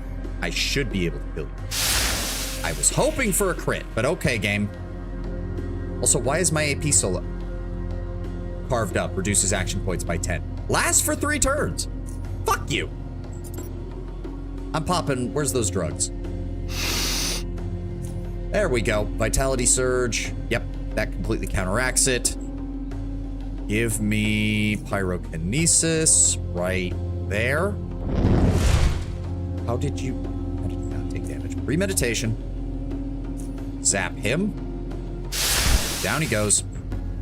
And I have 21 action points left. Nothing that I can do with it. So honestly, I'm just gonna back up. Yep, he had to use that. He's coming this way. Super slam, 58 crit. Yep. No, no. Mother of fuck! You didn't even have any of the fucking debuffs on me!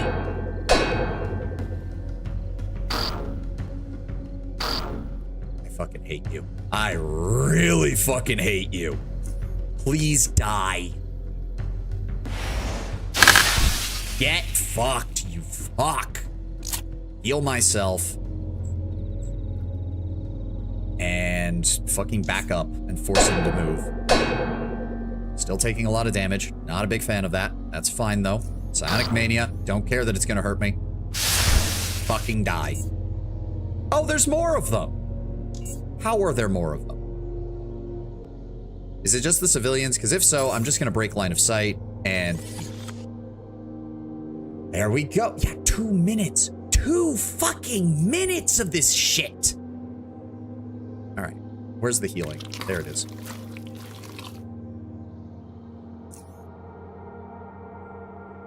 There we go. Go ahead and pop it. Can I not pop another? Oh, it takes a couple of turns. And yes, it does use the same cooldown as all other healing items, which means that it's just not as good. It really isn't. But it's good out of combat. It's good out of combat. Nothing on you. I will take one of the healing salves because I didn't use one.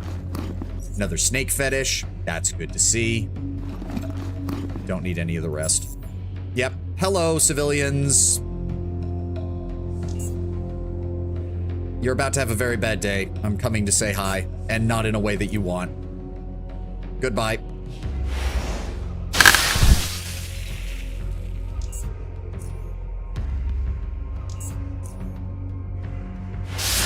Down they go. All right, problem solved. Nothing there, nothing there, nothing there, and nothing there. All right. I'm gonna carry any of that. I'm just gonna have to come back for this shit at a later point, if and when I need it. Assuming, of course, that these enemies don't respawn. I have no idea. I'm assuming they're playing by the same rules as human enemies throughout the rest of the game, but I do not know that for a fact. Don't need any of those. Don't need that. I was really hoping for some more oddities, given how large this place is, but apparently not. Oh, wait. Agreement. No, just leave it. None of it is of any value. I mean, there's a lot of crafting supplies that we can find here. A lot of them, but... Oh my god. I didn't realize this village was... I assumed there would be many small villages, not this thing. Holy shit. You know what? Hold on. Where's the radio? Select channel. Yehoda. Enemy activity on the savages.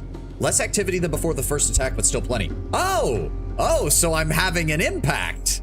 I'm having an impact is what you say. Suddenly the enemy realizes that I am amongst them.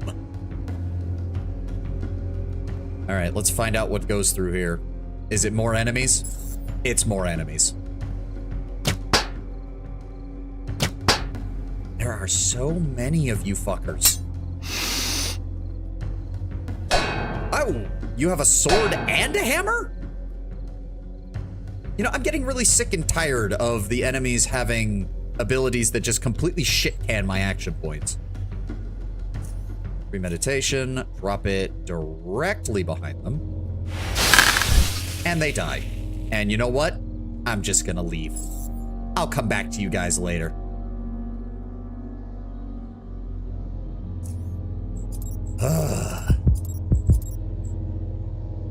Oh, cardiac, wow, literally that's what they call it. So when that poison wears off, you literally suffer a minor heart attack. Wait, heal myself with that. There's so much shit here. I haven't even begun to like explore the whole area. I don't even know. Like how many of these zones are there? I'm falling back for now. I'm falling back for now. Village not cleared yet. All right. We're falling back for now. That was enough. Ooh, I need to just figure out what the hell's... I need to also drop off what we have picked up. Back at my boat. Where did I park my boat? Where did I park my boat?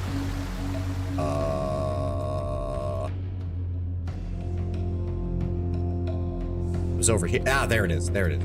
Woo, okay. There we go. All right, drop off some shit. Drop off all of these. No. Keep the healing out. Well, keep like half. There we go. And drop off the rest. There we go. That gets us down to 99. We're still sitting pretty. Yep, we still got plenty of room. All right, so again, I need to double check. So we cleared this area out. There is a passageway this way. I think that's our best bet to find the mutants. But, oh, and there's the ad. I'll be right back. I'm over to the restroom.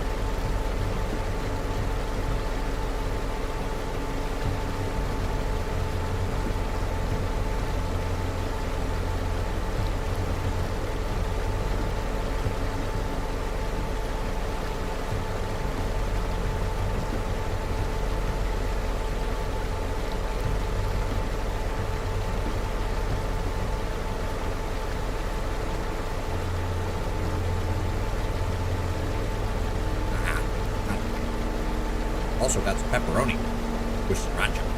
Good stuff.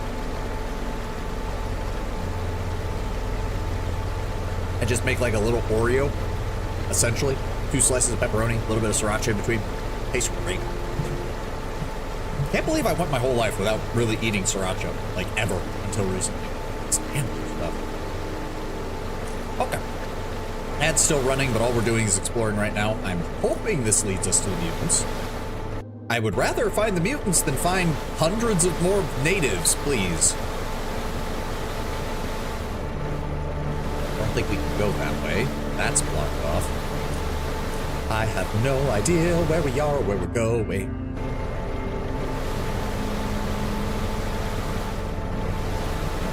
Okay. Okay. this area. We can't get past there.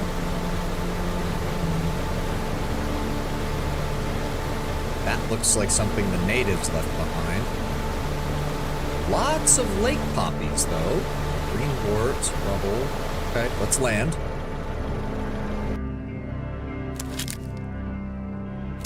Don't know what these are used for. Hey! Forked rock. A rock shaped like a fork.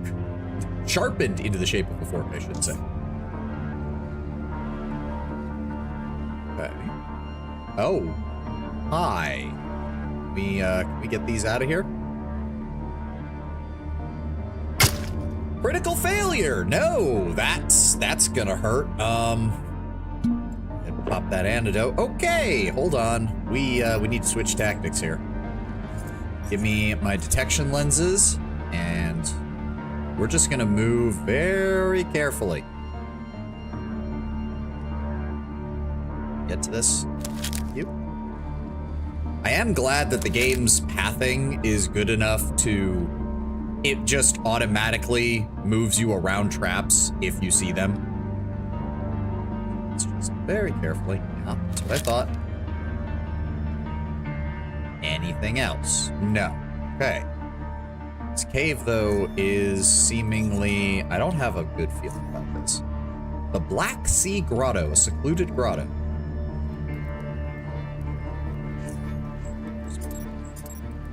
Give me a flare.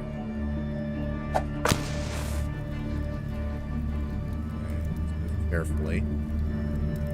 I not like the look of this place. More traps. Okay. Okay, no. Alright. You know what that means. Put the detection headpiece back on. This is why we bring flares. They are expendable. They are usable. Move. Yingwa. And he's not hostile. I'm assuming that sound... Either he's a local or he's someone who's, like, gone native one way or the other.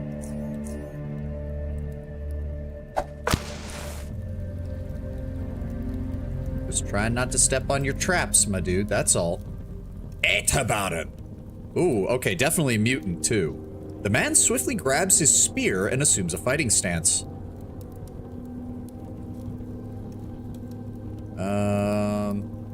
Show him open palms, try to act as non-threatening.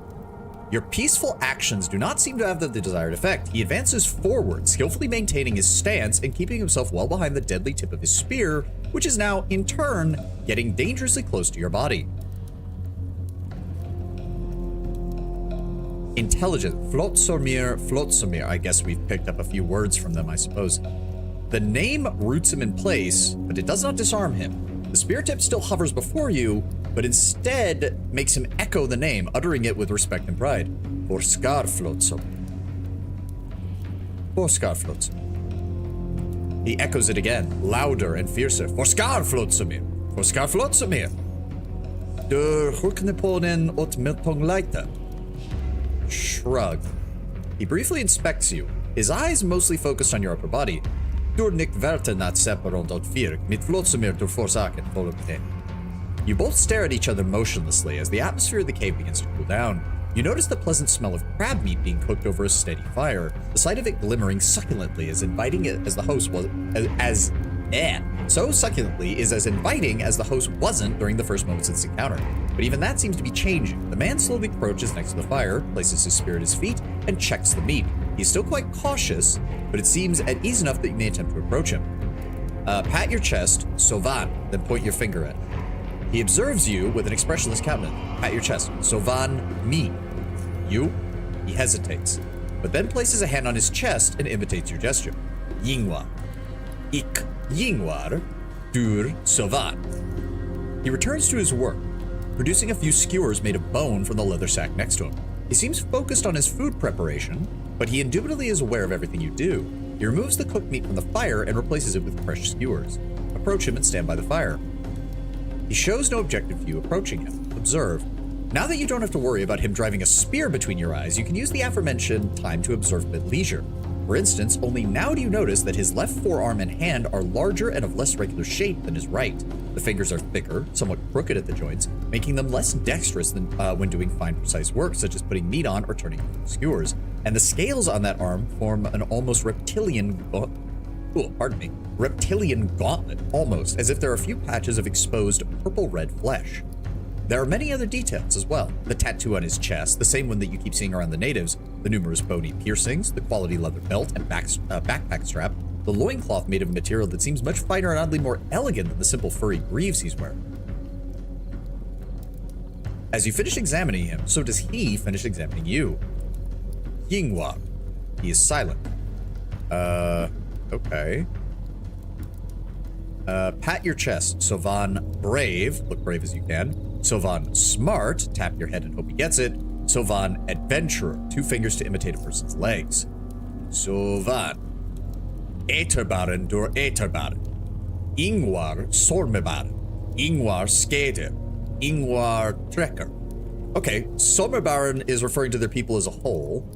Skader, I think we've seen that title on a few of their warriors, the ones that have very similar mutations to him, where one side of their body has more heavy mutations than the other. And Trekker. Okay. He picks up his knife, a blade made of bone and painted with blood, and approaches the sand. He starts drawing waves, then ground above it. Tents emerge, people and livestock. He draws a doming cavern above it all and places himself to the left where the dome meets the water, far away from the rest of the tribe. He rests the knife's point in the drawn version of himself and says, Ingvar, Ingvar. He pats his chest. Sovan. He points to you, then the sand. Draw Southgate Station. You pick up a small sharp bone and start drawing the floors of Southgate Station one by one, starting with the lowest. As the floors multiply, so do the details that give the drawing some character. Shooting range, the bar, the hopper den. The last inhabitant you draw is a hunchbacked stick figure standing outside the lowest floor. He observes your drawing with curiosity before adding a wave just below the ground floor, making it look as though most of the station is underwater.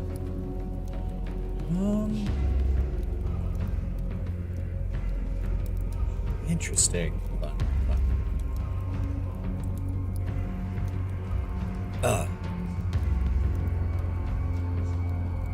Yeah, what was this flotsumir? Or scar flotsumir? He looks down and draws in the sand, but the ruins and various other symbols you're unable to comprehend. You need to get more familiar with the Sumabaran culture in order to understand what he's saying. Okay, what about the Sumabaran? Ik Sormabaran. He looks and begins pointing at the elements of the village he's drawn, the tents, the people, and the livestock. However, he seems unwilling to proceed. Nike. Perhaps you must gain his trust of him. Points to the livestock. Bison? He moves. Moo. Yeah, bison. He grabs his knife and begins drawing a herd of the fuzzy beasts. So they actually, okay, they have animal husbandry. That must have been a leftover from NFT. There's no way that they, had those here native. Even though the drawing is fairly crude and low in detail, you notice that he draws each bison, the males, females, the young, as distinct individual creatures. Some have larger horns, some are taller, some even draws with a unique fur pattern. From his expression and motion, it appears he values these creatures greatly. The bison have been given to them from below. From below? Most of the facilities look like they might go underground. It's possible. Are the natives a cover for NFT survivors or something, to cover up the area? To butcher and consume, use their fur for clothing and tents, tendons for crossbows, and stomachs for holding liquid, bones for everything else. The most beautiful and strongest bison are sacrificed to the serpents of Flotsumir, thrown into the water to be devoured alive. Sometimes they're thrown even to men who are becoming serpents, so that they can tear it apart with their teeth alone. They reproduce quickly and grow to full adulthood in but a few years and are plentiful in this region. Their death is invaluable and irreplaceable. Okay. What do you know about the ferryman? I've heard people mentioning it. You can tell he recognizes the name, but he shakes his head. Ingvar Meat Ferryman? Yarka, meet the ferryman. He angrily reaches for his face. Oh, come on! What the shit? We were doing good! No, I'm not, no. Fuck you, game. Okay, fucking hell. This is kind of making me wish I had... I wonder if a higher intelligence would do better on this check. That's a shame, but I'll do about it now. I would need to get my hands on some more of that, hyperbarics or hyperborics or whatever fucking meds. All right, hold on. Yep. Open your palms. Flotsumir. Yeah, that's the name of their god. For Scar, Flotsumir. Shrug your shoulders. Yep, we did that. Yep. Observe. Yep. Ingwar. Yep. There we go. Cross South Gate. Okay, we're back to here. Okay, so obviously if he says don't talk about it, don't fucking talk about it. Okay, gotcha. Jesus. Yep, Sormabaran. Point to the livestock. Observe. There we go. Okay. Inquire about something else. Draw the expedition camp at the sand and point at it. He stares at the drawing but does not appear to recognize anything in it. He does point to the lighthouse and mutters a few unintelligible words to himself before turning to take a look at his crab meat. Okay, so yeah, don't press him on anything. He does not have a very long patience for anything. Why is Ingwar here? You can see in his eyes that he understands, but he shakes his head. Nike. Okay, so Nike must mean, like, leave it alone or don't talk about it. Draw the pirate base. Äterbaron Maskinorator. He follows it up with some cursing while you focus on trying to understand what he means. Your question seems to have evoked strong emotions, and he frowns and blinks a few times. Then he decapitates all the little jetters with his knife, something he feels they deserve in real life. These Äterbaron or Eterbaron are to be slain because they are not real warriors. They use machines and aids, yet they prance around his sea as though they were. Okay, so they... Interesting, they use machines and aids, but I mean, the locals do have crossbows and they do make things, so it's not a matter of... I mean, maybe it's just firearms in particular they don't.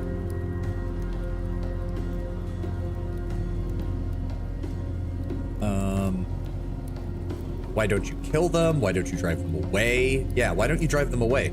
Dotreke. He shuts his eyes tightly as if he wants to crush them with his eyelids, then shields them with both arms. Lisborgan. Vernike suput Lisborgman. So, something about the lights? Huh. The pirates, I mean, we know the pirates have like heavy machine guns set up, so approaching their base must be a pain in the ass, but they had no trouble landing at our site. We had multiple auto turrets set up.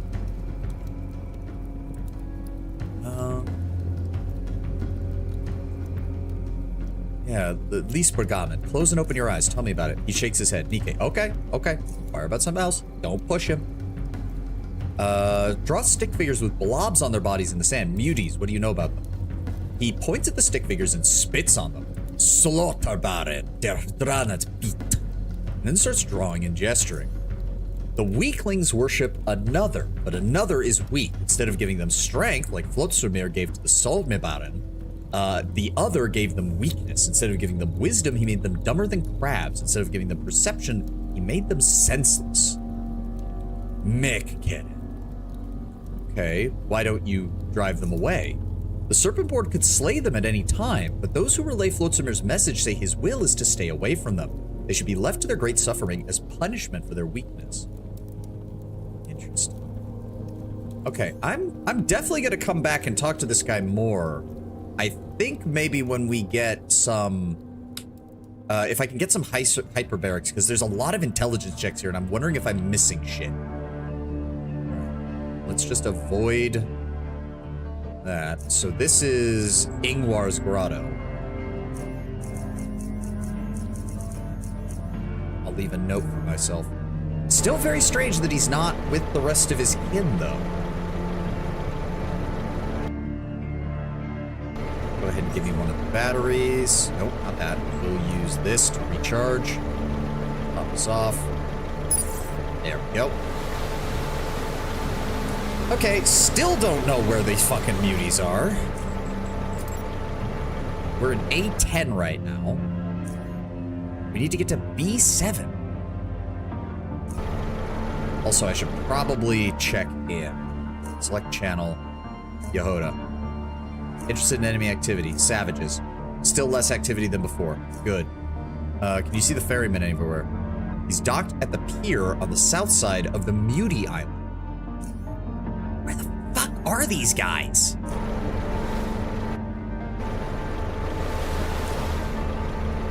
A10 is here. Okay, so this is... Let me double check. This is B10. This is B10. So we need to go... Where the fuck are these guys? I'm... Never...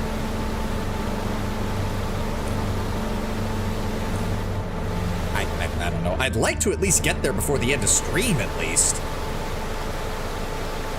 Because this is C10. So this should be C9 up here, right? No, this is C11. I'm moving away from it. Oh, okay. Okay, hold on. B7. So this is C10. 9, 8, 7. Oh, so it's over here. I guess it's an island. I assumed it was on the coast or whatever. I was wrong. So we might have blown past it quite a lot. All right. I see. Okay. This is C8. So yes, it's over here. I would like to find out what's over here. More lake mushrooms. Oh, a camp of some kind. A giant hermit crab. Can you get to me? It does not appear that you can get to me. I'm going to zap you. Goodbye. Hey, cave. Oh, God. Oh, there we go. Blah. It's like something got caught in my throat. Okay, this place doesn't look too bad. There's cave hoppers here, but that doesn't mean anything. Everything eats cave hoppers.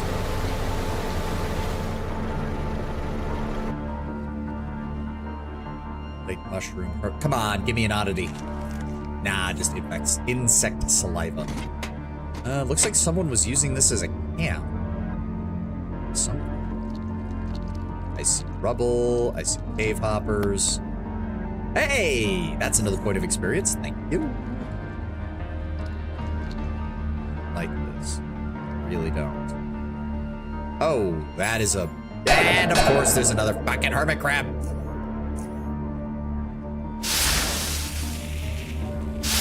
And I didn't crit.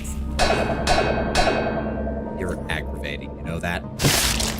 Now we crit. I would appreciate it, game, if you would just give me the crits. Makes my life so much easier. Oh, right. I should probably put those back on. That was not helping my combat capability. Go ahead and use the vitality powder. Oh, that was the wrong one. That's the vitality powder, not the healing item. Fuck. All right. Oh, shit. Wait for the fucking fatigue to wear off. I'm hoping that's the only one in there. Oh, climb down. Oh, joy. Oh, joy. Oh. Oh, I don't like this. I don't like this. What is down here? Oh, I need... Okay, no. We need TNT charges, and we need... We need a fucking... Whatever, a jackhammer. Yeah, no, we don't have the resources to deal with this. Lots of blocked passages. Need many explosives. Alright. We're leaving. We will return when we have the proper implements. So, down. Let's see what's in this. I wish when you, like, I don't know. It feels like they could have done that where, yeah, this is C7, so the mutant base should be right next to us. Hopefully the ferryman is still there, because I keep hearing people talk about him and I haven't met the guy yet.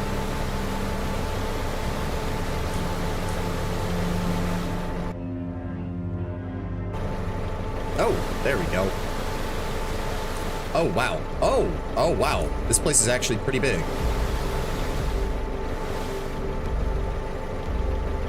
I was not expecting that. Hello, Mr. Muty. I'm just looking around. Don't mind me. Oh. Crate, box. Oh, well, if the ferryman was here, he's gone. Damn it. Let me guess. If I call fucking Yehoda, he's docked at the pirate bay. Okay, so he moves fast. Okay, he moves fast. He does not stick around. Empty crate. Empty box. Empty crate. Yeah, this island is now home to a community of mutants. Or, again, mutees. Mutees still have their minds. Mutants have lost their minds. Hi. The mutie sneers at you on sight before taking steady aim at your head. He spits aside and snarls his word out in a sour, moldy breath that quickly concentrates in the air between the two of you. What do you want? Speak, or I'll turn you dead. I'd like to come in. Why? Who are you? There are a lot of folks roaming about the seas nowadays. Fire started the current. I mean, if anyone here is from Core City, they definitely, well, no, because if they don't get any news, they'd be like, no one named Firestarter's the Invictus. Fucking Cardifex is the Invictus, or Dreadlord is the Invictus. Yeah.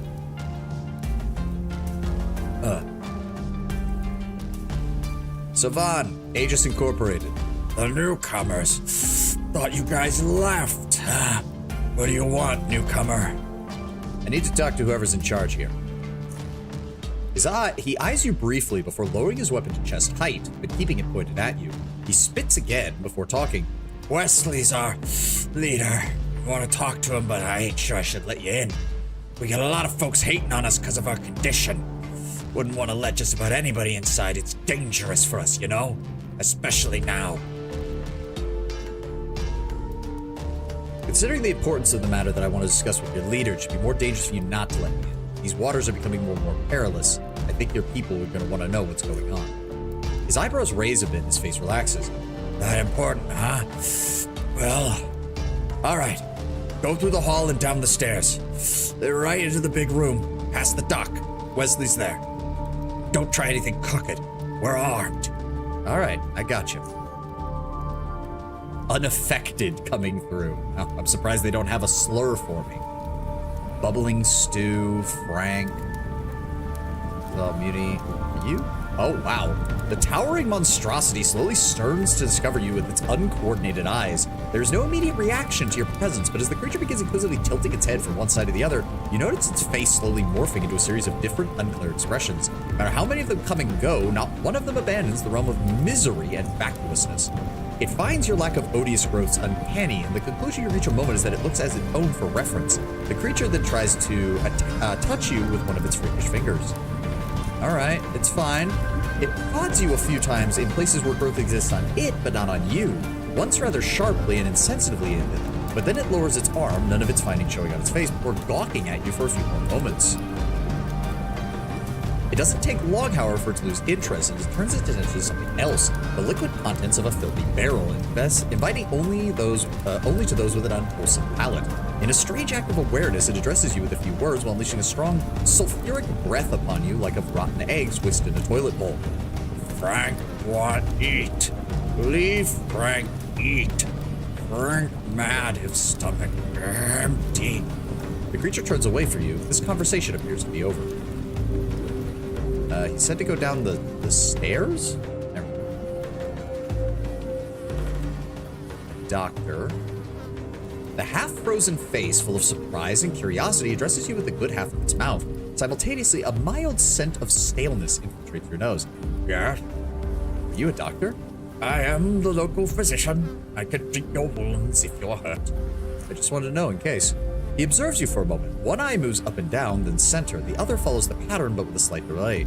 We don't often see a lot of unaffected coming to us. It's always good to be reminded how we used to look. What drove you to come here, if I may ask? I'm looking for something, and I'm hoping to find it. His eyes, one stuck in perpetual sorrow, the other burning with interest, promptly equalize. If you are looking for misery, you've struck a gold mine, Red. But if not, I don't know of anything we have that could be of significance to you. What you see is what you get. Unless what? Nothing. Speak to Wesley about this. That something you're looking for. He's down here, right? Just head to the big room in front of me. He's the only one of us with gray hair. Don't let me keep him. See you, Doc. Wes.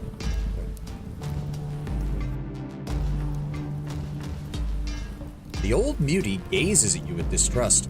I am Wesley, stranger. His aged voice grinds to a halt, turning into a rasping cough and then choking. His wrinkly eyelids close, allowing but a teardrop to leave one eye as he hurriedly searches through his pockets.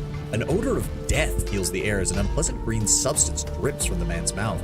He finds and pulls out a handkerchief with a history. Various shades of green and red have been mixed so many times that the handkerchief is now mostly a grayish brown. He spits into it, wipes his mouth with a clean edge, coughs a few more time, and then proceeds. And I've been told you're coming.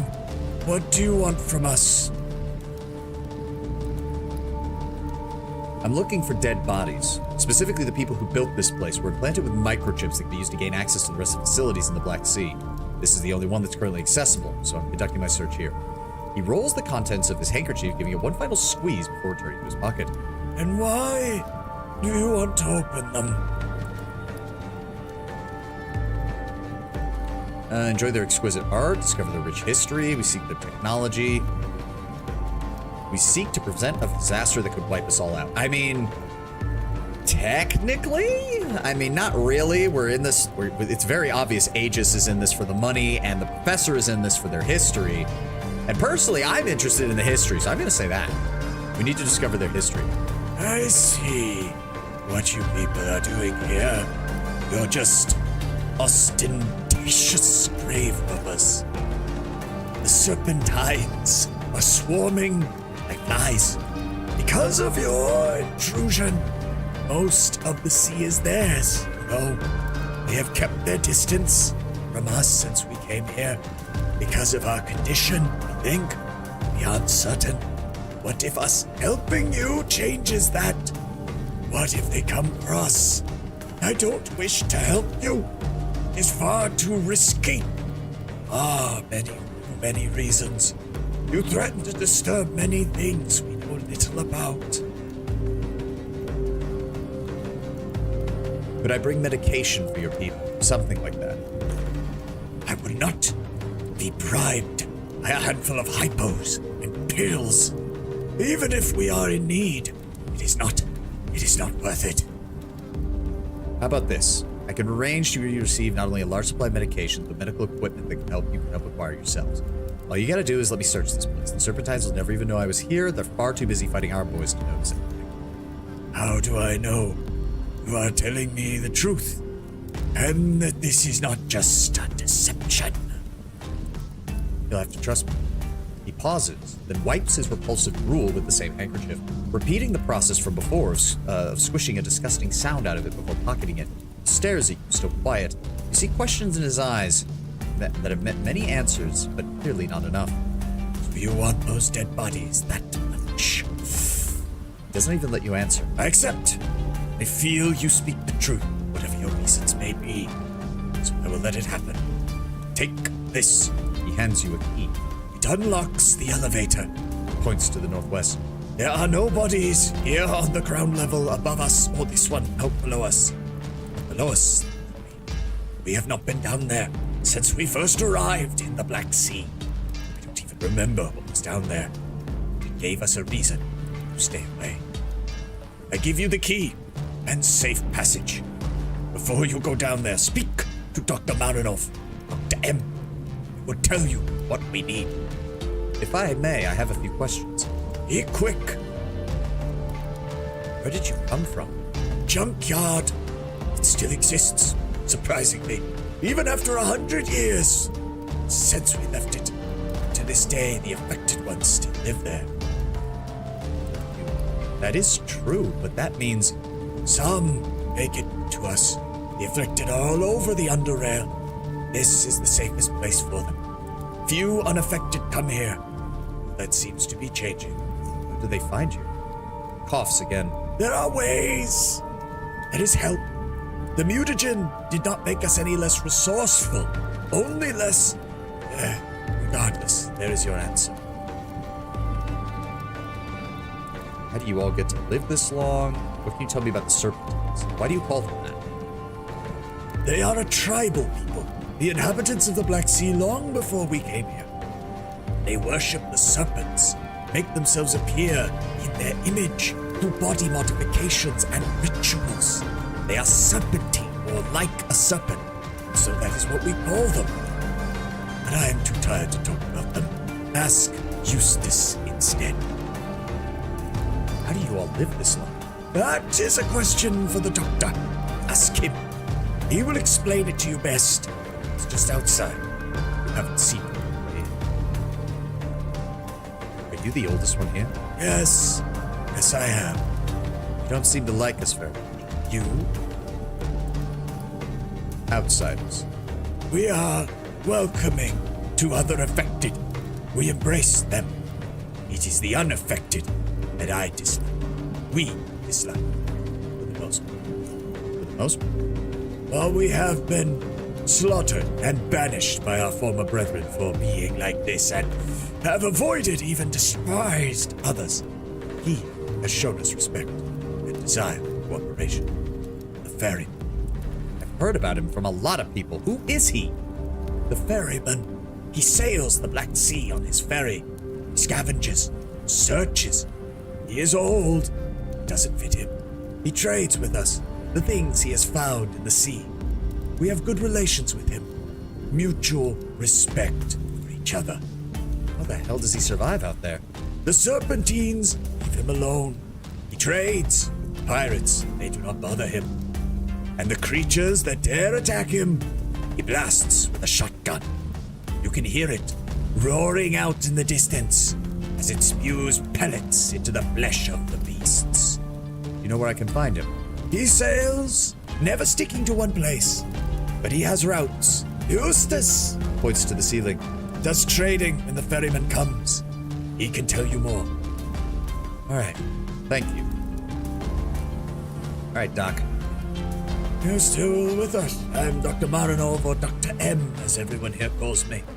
Pleasure, Doc. Extends his hand, clearly waiting for a handshake. Shake his hand. His handshake is unexpectedly firm, considering how frail his hands appear. What can I help you with? Fun. What can you tell me about this community? What is there to say? We have been here since the junkyard incident, taking care of each other in our misfortune. We stay out of everyone's way, forage and hunt on the nearby land. As meager as it is ours. Wait, the natives and the pirates don't bother you? The natives, serpentines, never. The pirates, depend. We've had sporadic interactions with some of their crews, but they always leave us alone in the end. The only unaffected we have good relations with is the ferryman. What do you know about him? He is a scavenger, a large ferry with a crane that he uses to bring out submerged items. Sails all over the Black Sea, bearing impunity. Neither the Serpentines nor the pirates disturb him. I can understand the pirates, but how do the natives leave him alone? We don't know. He is an occasional visitor that trades with us. What he scavenges, tools, items, materials. He docks at the southern part of the island where Eustace and a few others meet him and unload goods. I've only spoken to him on a few occasions and only briefly. He's a wise, capable man. Eustace can tell you more. Why this place? We didn't choose it. You stumbled upon it then? No, there is this person who helped us. I'd rather avoid his identity, but he found a group of us after the incident and helped us. We had acquired boats, but had nowhere to go. He brought a few others affected a few times before, but this place had already been set up to... I wonder if it's Abram. We know Abram is a mutant, and he works with the Oculus. That would explain the secrecy. The Serpentines were fewer in number then, and the pirates non-existent. The affected have been coming here ever since in small groups. All right. There's something else I had some medical questions. Honestly, I do want to know, how does the mutagen affect you? Both halves of his face are still. Are you sure you want to know? Bring it. Very well. Physical or psychological consequences? Let's start with the obvious. Let's start with the physical. Very well. The mutagen is a chemical agent that changes the genetic material of an organism, its DNA, affecting all growth, development, and functioning. The name of the specific mutagen has been used on us, I do not know. Is its original purpose? That I'll explain later. I've got reasons to believe it's one of the D series, D5 specifically. What are these reasons? I've had the opportunity to handle it, unfortunately. I see. You're probably right. Anyway, I wanted to say that with the level of exposure dictates the severity of the mutation, at least with this. The first symptoms are universal. Nausea, vomiting, chest and abdominal pain, skin irritation. Reactions to the chemical itself that have little to do with the mutation, so yeah. That being said, the mutation occurs rapidly, changing the affected person within days, hours, and in a few extreme cases, minutes. The potency of the mutagen is so great that inhaling or ingesting even the smallest amount of particles enough to have severe consequences throughout the human body. The muties, to use the colloquial denomination, are the product of indirect exposure to the mutagen and still retain most of their cognitive functions. Mutants are those who have inhaled or ingested the gas in large quantities and are almost universally highly aggressive and difficult to socialize. But there are exceptions, like our Frank. Extreme levels of exposure almost always result in death, though there have been cases where even they have survived. What happens to them in those circumstances depend on factors: genetic predisposition, possible augmentation, environmental effects like temperature and humidity, chance. I understand. So if you understand that, I would like to move on to the specifics of the mutation. You're still on board. I am. As I've already mentioned, the first symptoms of mutation, different people at different exposure levels will experience different ones. However, some things are universal. All of us have deformed dermal tumorigenesis, the formation of large skin tumors. This is not as obvious perhaps as pulmonary tumorigenesis, the lung tumors. I do notice that they tend to have a lot of tumors on those backs. Are those protruding lung tumors or are those skin tumors? That is a good catch. They are in fact both. The tumorous lung tissue can expand to the point where it breaks the skin, and all tumorous growth is identical, external or internal, and becomes difficult to discern. The tumors themselves are composed of mostly solid tissue mixed with a mixture of fluids. But before I continue, I'd like to mention that no matter the severity of the mutation, most of the affected develop resistance to acids. Doing this guy's voice is starting to hurt my throat. Both to internal and external exposure. Those who don't disintegrate, because upon mutation, the body begins to produce much stronger acids than normal and has to be able to resist it. He shows you a large tumor on his right arm, drawing his fingers across it. The tumor's a thin outer membrane that if perforated would leak, but the membrane will heal, the tumor will refill. In mutants and affected canines, the fluid is mostly a kind of acid that is similar to but stronger than hydrochloric acid, gastric acid. I am no chemist, so I cannot really confirm it, but considering it is produced by mutated parietal cells which produce the gastric acid, I think that is a plausible explanation. Why all the acid and why is it so universal? My hypothesis is that such extreme acid secretion is linked to the biosynthesis of amino and nucleic acids in the body of the afflicted, the very building blocks of our DNA. This is where the purpose of the mutagen I mentioned earlier comes in. All afflicted, no matter the severity, live to be very, very, very old. I am 137 years of age, but I have not changed significantly since mutation. Our cells have an amazing ability to regenerate and repair. Always regenerate to the unhealthy state that we're in, dictated by our genetic makeup, warped by the mutation. Whoever designed this mutagen wanted to freeze those who are affected by it in time, to provide a long, if not eternal life. Though the mutagen is a success in that regard, the side effects are abominable. I've already mentioned the decline in cognitive ability, tumorigenesis, pulmonary problems. There's also the sterility. It would take a long time to go through all of them. I hope you've received an adequate question. And what about the psychological effects? I remember the moment of my mutation clearly. I have forgotten so many things about my past. Some memories are hazy, others are gone, but this never left me, no matter how long I lived. I was one of the rare ones who suffered very little change to cognitive ability, very little. Most were not so lucky, but we all felt something specific occurring in our minds, something I found to be universal among all who were able to give me the same answer. That our minds felt like they were being separated from our body. The feeling is difficult to describe. Imagine when something is plucking your brain out of your skull, lifting it from your body in a nauseating, spiraling motion.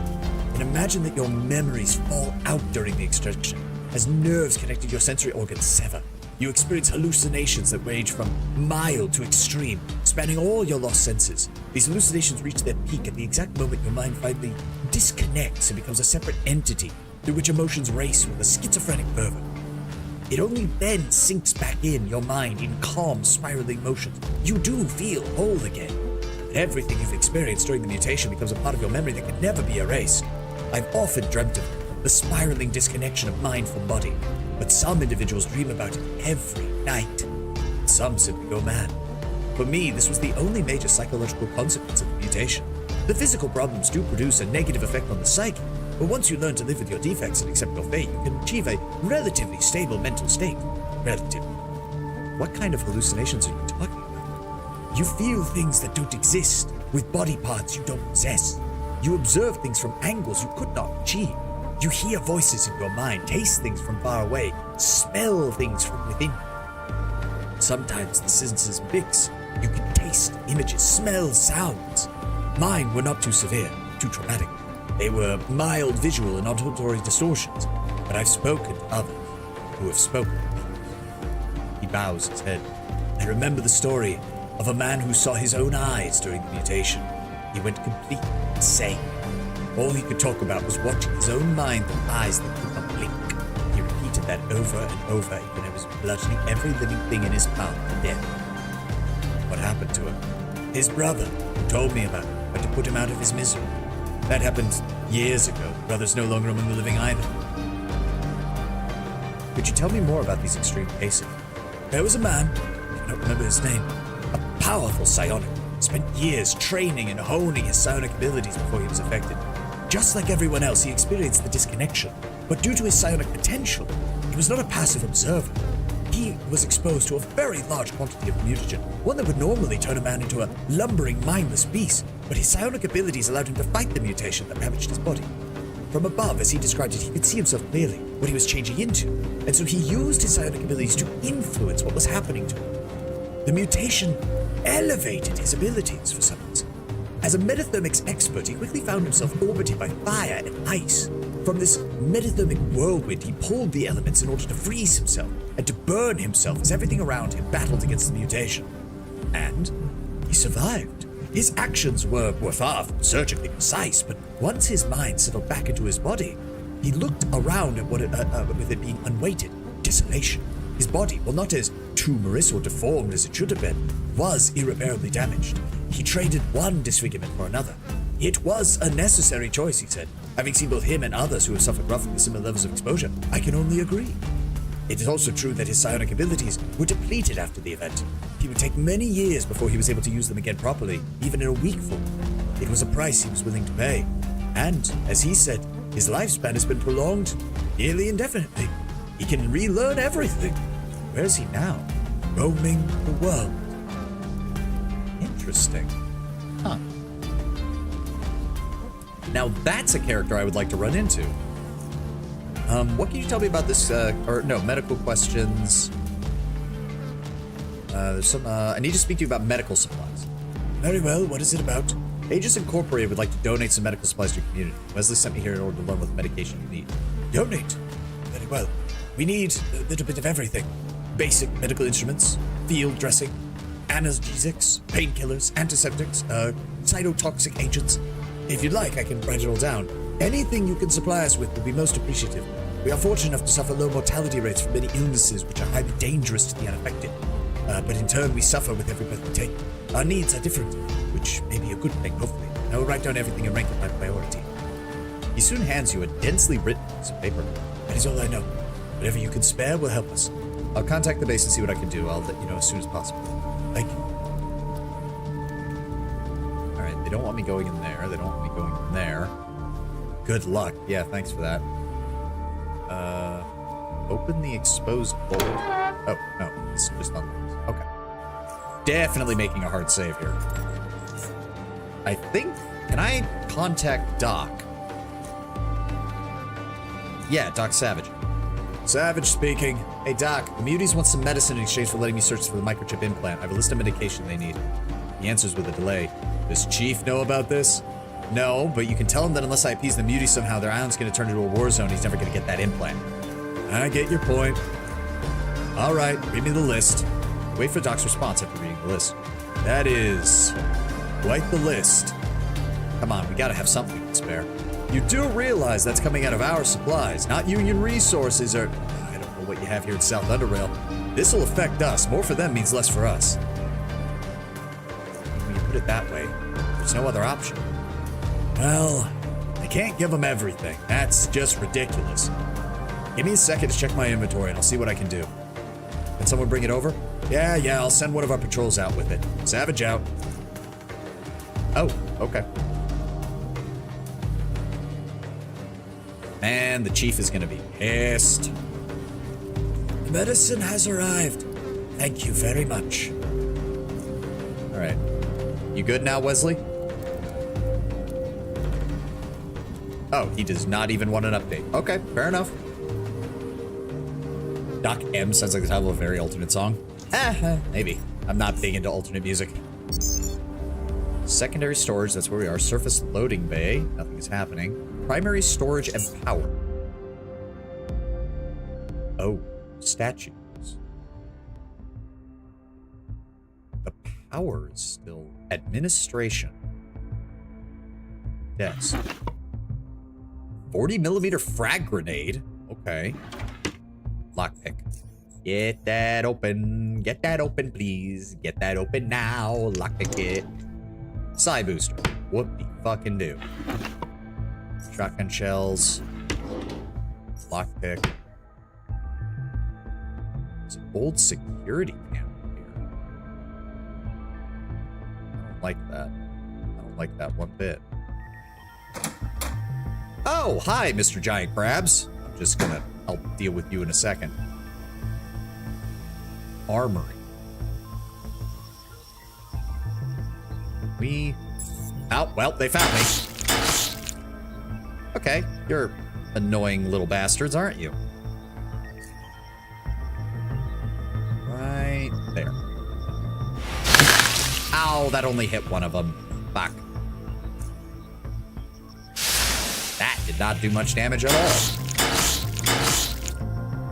Luckily, I'm wearing heavy armor. Get fucked.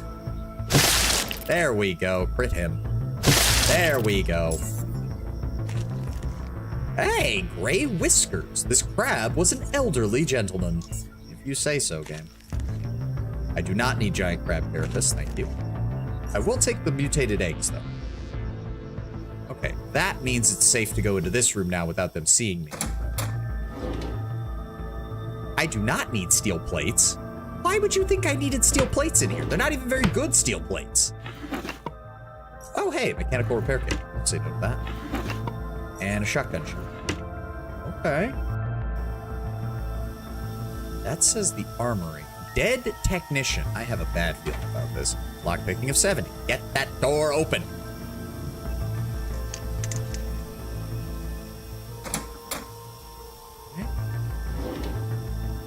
Okay, some grenades. Landmines. Also, speaking of which, hold on. Select channel.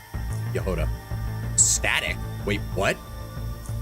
Oh, I have no communication in here. Oh, okay. I was gonna check in to make sure that nobody was attacking the base, but... Oh, well... Okay, no. Get this open, please. Oh, that one's valuable. Take that. Empty. Lock.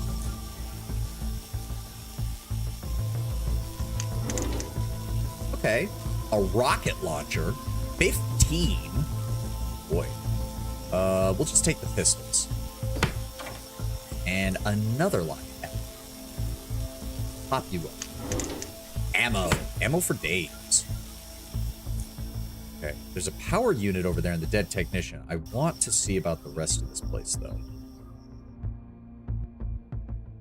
So there's gates here. There was another gate over here. Medical cabinet. Okay, health hypo. Never say no to that. Adrenaline. Never say no to that. And crabs. We're just gonna drop the cryo right in there. Ah, there's more of you. Joy. There we go. Are there more? Hello! Ooh, colossal crab. Okay, you're new. Can I please? There we go. 400 health. Oh, okay. Sonic Mania. That was not enough. That was still not enough. 12 health. Oh, then I have no problem doing this then. There we go. I think you're the last one, buddy. Didn't die. Thank you. All right, back up. Where's my meds? Take a smoke break. And top off our health with the healing set. No power. Take that. And oddity. Okay, there's a lot. This is a huge storage area. Someone mentioned something about the statues being security devices, but I mean, they are scattered around, but I don't know. Large shotgun pellet mold, chemical blob dispenser, and shotgun tube. Shotgun tube's actually worth a decent, so I will take that. That is a lot of ammunition. I will leave the grenades, though, because I can still make use of Mark III grenade. Oh, that's a Mark II frag grenade. No. Leave that. Leave that in the Molotov. Those are not worth it. I can make do with Mark IIIs. Mark IIs are no longer cutting it. Oh, there's a jackhammer here. Cool. Oh, that's valuable. Side booster. Starter culture. That's good. Micro electroshock dischargers. I'll use that. Incendiary collector. None of those are going to be very valuable. Pump room 1. I wish I had more time to explore this. Are there more crabs? No. We're hacking. Come on, crack it open. Meh, steel plates. I'll take the starter culture, though. I can use that for things. What feature did you make today? Did you lease upon the world for someone else to slay? I don't know, something like that, yeah. Yeah, I'm not a music buff, so you're barking up the wrong tree there. More bullets, more bullets, more bullets, more bullets, more bullets, more bullets, more bullets. Say no to more bullets. Okay, so we do have enough strength to just raise the gate manually. That's good. Can't raise this one. It looks like we're clear on this side. What is this? Like admin? Office. Yeah. Oh, okay. Ah, my hacker is out of power. Recharge item. Get that open. Perfect. Anybody in here? No. Desk, chemical bolt, and some ammunition. Cabinet, some caltrops. Electronic scraps. More shitty steel plates. Pop that open. You can pop that open. Clear that. Oh, Psy crab. Okay, that's interesting. Unfortunately, I think we're going to have to call it here for right now. Acid barrel, that could be a very useful tool to kill them. So, we're going to go ahead and save here. And we're going to go find someone to raid into for the end of today. But thank you all for being here. Thank you all for joining me. Thank you for keeping the chat alive, Tenwood. I know we have a lot of lurkers, but it's always appreciative that somebody's still talking to me and I'm not just rambling to myself. Regardless, let's go find someone to raid and I will let you guys go. I just want to play more. That's the only problem with this right now, is getting into this DLC has already just made me want to play more. Because I want to see the rest of the story. Who is on right now? Lucy's on, and we haven't raided into her for a while. We're going to go raid into Lucy. She is my Oshi. Regardless, oh, Mixa, there you are. Welcome, man. Good to have you here. I'm guessing you were lurking. Regardless, yes, we're going to raid into Lucy. Thank you all for being here. Thank you all for joining me. I will see you on Sunday for 6 more hours of glorious expedition under rail. I am already looking forward to that. So I hope you all have a glorious rest of your weekend and an enjoyable time. And I will see you on Sunday. Have a good one, guys. And thank God it is Friday. See you later.